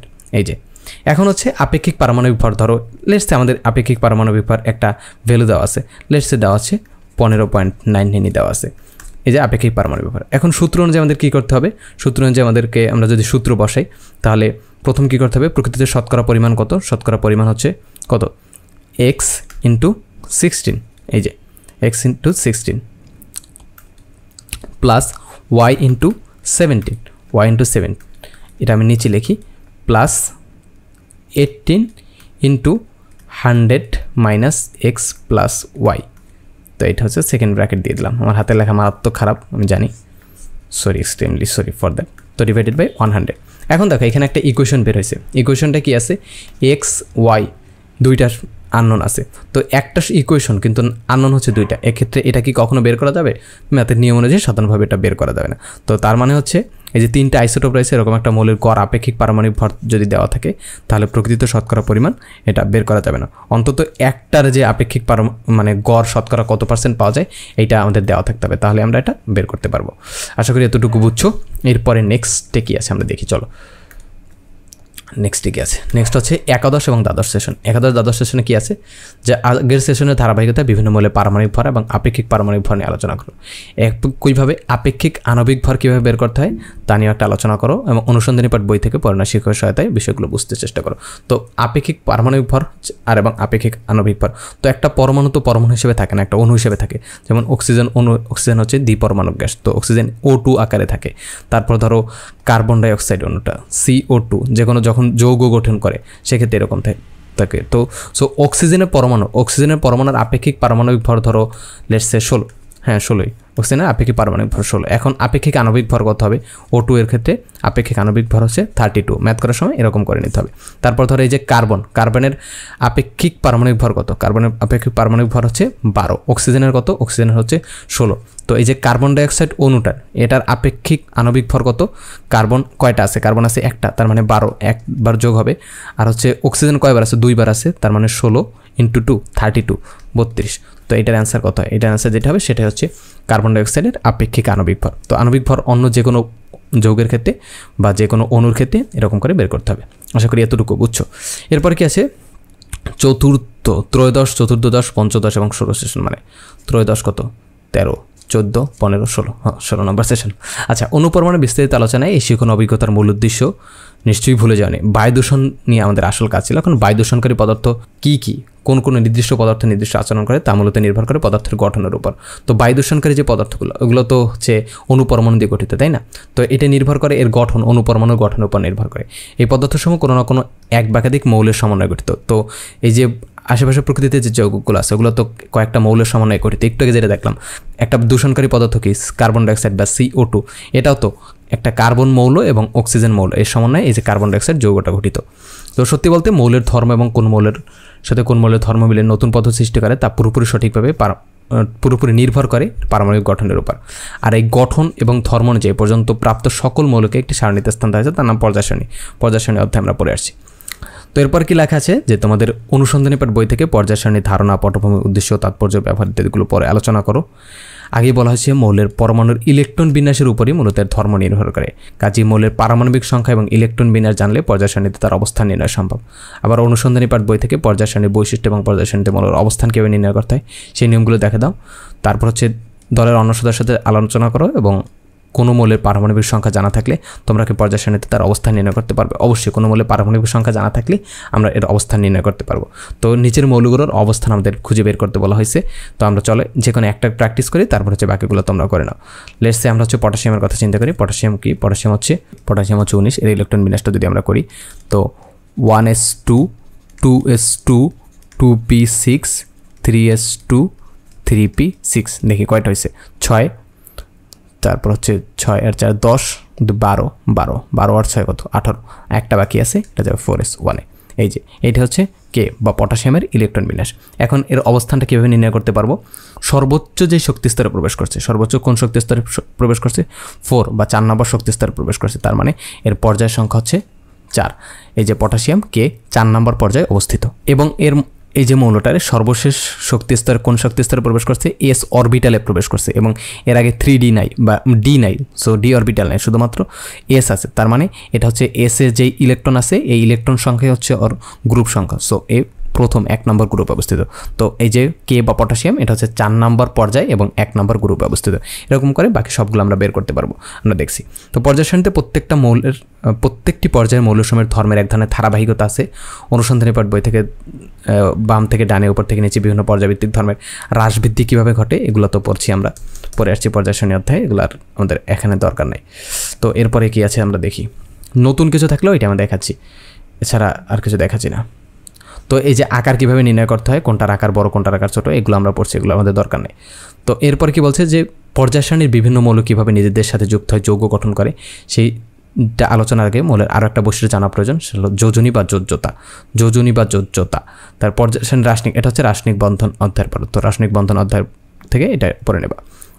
তারপর হচ্ছে পর্যায় সারণী নিয়ে একটা খেলা করতে বলছে, ধরো এটা ফালতু জিনিস, এটা দরকার নেই, কোশ্চেন করতে বলছে। এরপর কি আছে, লাস্টের আগেটা অনুসন্ধানী পাঠ বই থেকে যৌগমূলক যৌগের রাসায়নিক সংকেত, নিষ্ক্রিয় গ্যাস, স্থিতিশীলতা, অষ্টকের নিয়ম ইত্যাদি সম্পর্কে পরে আলোচনা করো। এই সিম্পল কথাবার্তা আগের মতোই। তারপর সর্বশেষ যেটা, এটা আমরা দেখি বিংশতম সেশন। অষ্টম শ্রেণীতে তোমরা বিভিন্ন রাসায়নিক বিক্রিয়া সম্পর্কে জেনেছো। আমি মোর দ্যান 100% শিওর তোমরা অষ্টম শ্রেণীতে অনেকই খুব একটা বেশি কিছু পড়ো নাই। এখন একটা পদার্থ আরেকটি পদার্থের সাথে কেন যুক্ত হয়, কোন মৌলের সাথে কোন মৌলে মিলে যৌগ গঠন করে, তা কিসের উপর নির্ভর করে, এগুলো বুঝতে অনুসন্ধানের উপর বই থেকে বিভিন্ন রাসায়নিক বন্ধন অংশটি পড়ে নাও, আয়নিক এবং সমযোজী বন্ধন, ধাতব বন্ধন। তো আয়নিক বন্ধন, সমযোজী বন্ধন, ধাতব বন্ধন, একটা মৌল আর একটা মৌলের সাথে কীভাবে যুক্ত হয়, যে কার্বন ডাইঅক্সাইড দেখাইলাম, এই যে কার্বন ডাইঅক্সাইড, এই যে কার্বন কীভাবে অক্সিজেনের সাথে যুক্ত হলো, তারপর পানি H2O, এই যে অক্সিজেন কীভাবে হাইড্রোজেনের সাথে যুক্ত হলো, এগুলো হচ্ছে এই যে বন্ধন, রাসায়নিক বন্ধনের মাধ্যমে, এগুলোর মাধ্যমে আমরা পড়বো। তো এখন বলছে যে বায়ু দূষণকারী যে পদার্থগুলো, এই পদার্থগুলো কীভাবে গঠিত হয়েছে তার ব্যাপারে ছকটা পূরণ করতে বলছে। তো প্রথম যে পদার্থটা সেটা হচ্ছে কার্বন মনোঅক্সাইড। কার্বনের সাথে অক্সিজেন, একটা অক্সিজেন যুক্ত আছে, যেন সেটা হচ্ছে কার্বন মনোঅক্সাইড। তার মানে এটা কোন মৌলের সমন্বয়ে গঠিত? কার্বন এবং অক্সিজেনের সমন্বয়ে গঠিত। কার্বন এবং অক্সিজেনের সমন্বয়ে গঠিত। এবং কোন ধরনের রাসায়নিক বন্ধন? এটা হচ্ছে সমযোজী রাসায়নিক বন্ধন। তারপর হচ্ছে ওজন হচ্ছে 3টা অক্সিজেন, এই যে ওজন হচ্ছে 3টা অক্সিজেন পরমাণু একসাথে যুক্ত হয়ে ওজন অনুগঠন করে। তা এটা হচ্ছে কোন মৌলের সমন্বয়ে গঠিত? শুধুমাত্র অক্সিজেনের সমন্বয়ে গঠিত। কোন ধরনের রাসায়নিক বন্ধন? এটা হচ্ছে সমযোজী বন্ধন। তারপর হচ্ছে নাইট্রোজেন ডাইঅক্সাইড, নাইট্রোজেনের সাথে 2টা অক্সিজেনের জন্য হচ্ছে নাইট্রোজেন ডাইঅক্সাইড। অক্সিজেন যুক্ত হলে ডাইঅক্সাইড বলা হয় তাকে। যে কার্বন মনোঅক্সাইড মানে হচ্ছে সিঙ্গেল, একটা অক্সাইড যুক্ত হয়েছে যেন কার্বন মনোঅক্সাইড। আর এখানেও 2টা অক্সিজেন যুক্ত হয়েছে যেন ডাইঅক্সাইড। তো কার্বন ডাইঅক্সাইডের ক্ষেত্রে, নাইট্রোজেনের ক্ষেত্রে নাইট্রোজেন ডাইঅক্সাইড, কার্বন ডাইঅক্সাইডের ক্ষেত্রে কার্বন ডাইঅক্সাইড, মানে 2টা অক্সিজেন যুক্ত হয়েছে। তো নাইট্রোজেন ডাইঅক্সাইডের ক্ষেত্রে নাইট্রোজেন এবং অক্সিজেন, এক্ষেত্রে এটা হচ্ছে সমযোজী বন্ধন। তারপর হচ্ছে সালফার ডাইঅক্সাইড, সালফারের সাথে 2টা অক্সিজেন যুক্ত হয়েছে যেন সালফার ডাইঅক্সাইড, এটা হচ্ছে সমযোজী বন্ধন। তো এই হচ্ছে 19 এবং 20তম পাঠের পড়া। এরপরে নেক্সটে কি আছে দেখি, চলো, শেষ তো প্রায় মেবি। তারপর হচ্ছে এই যে বন্ধনগুলো সম্পর্কে হচ্ছে ধাতু নিষ্কাশন, আকরিক নিষ্কাশন, এগুলো হচ্ছে আমি ওই অধ্যায়টা এই যে নেক্সট 2-1 দিনের ভিতরে শুরু করবো, তখন পড়াই দেবো, এখানে পড়া না। তারপর হচ্ছে দলগতভাবে তথ্য সংগ্রহের কাজ ছিল আমাদের, অগ্রগতি কেমন এটা বলছে। তারপর হচ্ছে কোন উৎস থেকে তথ্য সংগ্রহ করছে, একেবারে প্রথম থেকে, এই ক্লাসের প্রথম দিকে দেখাইছি। তো যেসব দূষণকারী পদার্থ সম্পর্কে জেনে সেগুলো কোথায় তৈরি হয়, কী ধরনের রাসায়নিক বিক্রিয়ায় উৎপাদ হিসেবে তৈরি হয়, কী ধরনের প্রযুক্তি এবং কৌশল কাজে লাগে ক্ষতিকর পদার্থ নিঃসরণ করা সম্ভব, এগুলো হচ্ছে তোমরা লিখতে পারো। এগুলা সিম্পল ব্যাপার স্যাপার, এতটাও সিম্পল না, জাস্ট তোমরা হচ্ছে এগুলো বের করতে বলছে, এখানে তোমাদের নিজেদের কিছু করতে বলে নাই। তারপর হচ্ছে সর্বশেষ যেটা, যে তোমাদের কী কী পরিকল্পনা, স্থানীয় দায়িত্বপ্রাপ্ত ব্যক্তিদের আমন্ত্রণ জানাইতে পারছে, এগুলো স্কুলের কাজ। তারপরে একটা জিনিস বলছে যে ক্লিন এনার্জি কোনগুলো, যেগুলো উইন্ড মিল, যেটা বাতাস থেকে বিদ্যুৎ উৎপাদন করে। তারপর হচ্ছে সৌরশক্তি বা সোলার এনার্জি, যেটা আমরা ইউজ করি, এইটাও একটা ক্লিন এনার্জি। এখানে হচ্ছে পরিবেশ দূষণ একেবারে মিনিমাম হয়, বা হয় না বলেই ধরে না হয়, বাট হয়, কিছুটা হয়, বাট স্বাভাবিকভাবে ধরে না হয় না। তো এগুলো হচ্ছে ক্লিন এনার্জির উৎস। এই সেশনে তারপর সর্বশেষ যে সেশন, এই সেশনে তোমাদের দলের পরিকল্পনা গুছিয়ে উপস্থাপন করতে বলছে, যে পরিবেশ দূষণ কমানোর জন্য বা বায়ু দূষণ কমানোর জন্য কী কী ধরনের জিনিসপত্র নেওয়া যেতে পারে বা কী কী ধরনের পদক্ষেপ নেওয়া যেতে পারে এগুলোর ব্যাপারে বলছে। তো হচ্ছে আমন্ত্রিত ব্যক্তিরা তাদের মতামত দেবেন। তারপর হচ্ছে এখানে চলে যাচ্ছে কেন, হ্যাঁ, এই যে পরিকল্পনা উপস্থাপন করতে বলছে, তারপর পরিস্থিতির উন্নয়নে কীভাবে কাজে আসবে তা ব্যাখ্যা করতে বলছে। তারপর হচ্ছে আমন্ত্রিত ব্যক্তিরা তাদের, এগুলো তোমাদের স্কুলের ব্যাপার, এগুলো হচ্ছে আর আমি না বলি। সর্বশেষ যেটা আছে যেটা ভাবনার খরচ, বাতাস থেকে কীভাবে উইন্ডমিলের মাধ্যমে বিদ্যুৎ উৎপাদন করা যায়। তোমরা বিভিন্ন মুভিতে বা বিভিন্ন গানের দেখা যায় খুব বড় বড়, আগে দেখতাম, আমি আগে গান শুনতাম তখন দেখতাম, এখন আমি গান শুনি না, যাই হোক। তো ওইখানে দেখা যায় না যে খুব সুন্দর পরিবেশ বাইরের দেশে, ওইখানে হচ্ছে কিছু পাখা হচ্ছে ঘুরতেছে, বড় বড় বিশাল বিশাল পাখা ঘুরতেছে। তো ওইগুলো হচ্ছে উইন্ডমিল। যারা জানো অনেকে, ম্যাক্সিমাম যারা জানো না তাদের জন্য বলছি। তো এর মাধ্যমে ওই যে পাখাটা বাতাসের মাধ্যমে ঘোরে এবং ওখানে একটা মোটর থাকে, ওইটার মাধ্যমে বিদ্যুৎ উৎপাদন করা হয়। তো এইটা বলছে যে বাতাস থেকে কিন্তু উইন্ডমিলের মাধ্যমে বিদ্যুৎ শক্তি উৎপাদন করা যায়। এভাবে বাতাস থেকে শক্তি উৎপাদন করলে বায়ু দূষণ বাড়বে না কমবে? অবশ্যই বায়ু দূষণ কমবে। কারণ কি? কারণ হচ্ছে আমরা স্বাভাবিকভাবে বিদ্যুৎ উৎপাদন করি কয়লা পুড়িয়ে, তারপর হচ্ছে কোনোভাবে ইঞ্জিনের মাধ্যমে, জেনারেটর ক্ষেত্রে ইঞ্জিনের মাধ্যমে, ডিজেল ইঞ্জিনের মাধ্যমে, তারপর হচ্ছে অন্য যে বিদ্যুৎ কেন্দ্র, তাপবিদ্যুৎ কেন্দ্রগুলোয় তো কয়লা পুড়িয়ে বিদ্যুৎ উৎপাদন করে, সেক্ষেত্রে যে কালো ধোঁয়া বাতাসে মিশে, তার মানে বায়ু দূষণ এটা বাড়ে। তো ওইটার বদলে আমরা যদি উইন্ড মিলের মাধ্যমে বিদ্যুৎ উৎপাদন করি, বাতাসের মাধ্যমে বিদ্যুৎ উৎপাদন করি, বা যে কোনো ক্লিন এনার্জির কথা একটু যেটা বলছি, ক্লিন এনার্জির মাধ্যমে বিদ্যুৎ উৎপাদন করি, সেক্ষেত্রে এটা হচ্ছে অনেক কমবে, পরিবেশ দূষণ বা বায়ু দূষণ ওভারঅল দুইটাই অনেক কমবে। তো এই হচ্ছে এই অধ্যায়টা, 2 নম্বর অধ্যায়টা, বায়ু দূষণ অধ্যায়টা। এই অধ্যায় আসলে আমি খুব কিছুই পড়াইনি। অনুশীলন বই যে বইটা, এটা আসলে খুব বেশি আমি কখনোই পড়াই না, কারণ অনুসন্ধানী পাঠ বইতে আমি সব কিছু ক্লিয়ার করে দেওয়ার চেষ্টা করি। এখানে অতিরিক্ত যদি কিছু থেকে থাকে তখন এগুলো বলার চেষ্টা করি। তো আশা করি যতটুকু বুঝাইছি অতটুকু ভালোভাবে বুঝছো। এই হচ্ছে আজকের ক্লাস। আর কিছু বলবো না, এখন মুড নেই। আমি এই যে এখন কোরবানির ঈদের বন্ধ চলতেছে আমার, তো এই যে কোরবানির আগের দিন থেকে আমি একা বাসায় বসে বসেই একবার কন্টিনিউসলি খাটতেছি। এই কয়দিনের জন্য আমার পিসি 1 মিনিটের জন্য অফ হয় নাই, টানা কন্টিনিউস চলতেছে। এখন রাত 2:30 বাজে, তো এখন হচ্ছে ক্লাস করতেছি, তার মধ্যে অনেক অসুবিধা। আমার রুমে এসি নেই, ঘামতেছি গরমে, বাইরে একটু পরপর কুকুর শব্দ করতেছে, এই জন্য ক্লাস থামায় বসে থাকতে হচ্ছে কতক্ষণ। তারপর আমি একেবারে ফিজিক্যালি পুরো একেবারে টায়ার্ড হয়ে গেছি, আমি বডি তার নিতে পারতেছে না, তার ভিতরও পড়াচ্ছি আমি। এখন এটা আমি তোমাদেরকে বলতেছি না যে আমি তোমাদের জন্য অনেক কিছু করে উল্টাই ফেলাইতেছি, এটা না, আমার প্যাশন, এই জন্য আমার ভালো লাগে, এই জন্যই করি। আমার ভালো না লাগলে তো অবশ্যই করতাম না, তাই না? আমার ভালো লাগে এই জন্যই করি। জাস্ট তোমাদের কাছে শেয়ার করলাম যে প্যাশন আসলে কী করতে পারে মানুষকে। আমি কিন্তু খুব একটা পরিশ্রম করার মানুষ না, আমি খুবই অলস মানুষ, বাট তারপরও এই টাইপের পরিশ্রম করতেছে জাস্ট বিকজ মাই প্যাশন। আমি একটা কথাই বলি, I am just following my dream and working on my passion. তো এইটাই, আমি জানি না এটা ফিউচার আমাকে কী দেবে। এই যে সামান্য ইউটিউব ভিডিও যেটাই ভিউ হয় 100-200, এটা দিয়ে আমি কী পাবো? কিছুই পাচ্ছি না এখন পর্যন্ত, কিন্তু আমি কিছুই পাচ্ছি না। তো আমি ফিউচারও কিছু পাবো কি না এটার মাধ্যমে, বা আমার কেরিয়ার ধ্বংস হয়ে যাচ্ছে, আমার ইউনিভার্সিটির লাইফে অনেক প্রবলেম হচ্ছে, ইউনিভার্সিটির পড়াশোনায় তোমরা অনেকেই জানো যে ইঞ্জিনিয়ারিংয়ে মারাত্মক রকম পেইন, পড়াশোনায় প্রচুর প্রেশার। তো জানি না আসলে এটার ফিউচার কী, বা ফিউচারে কোথায় নিয়ে যাবে আমাকে, বাট তারপরও করছি যেহেতু প্যাশন। তো এই তো তোমাদের সাথে জাস্ট একটু শেয়ার করলাম এটা আমার ব্যাপার। আমি ক্লাস মাঝে মাঝে কেন দিই না, কারণ হয়তো ভার্সিটির পেইনের কারণে দিতে পারি না, বাট তারপর আমার ইচ্ছা আছে এটাকে কন্টিনিউ করার, দেখি কী হয়। তো এই হচ্ছে আজকের ক্লাস, দেখা হবে হয়তো পরবর্তী কোনো ভিডিওতে। আসসালামু আলাইকুম।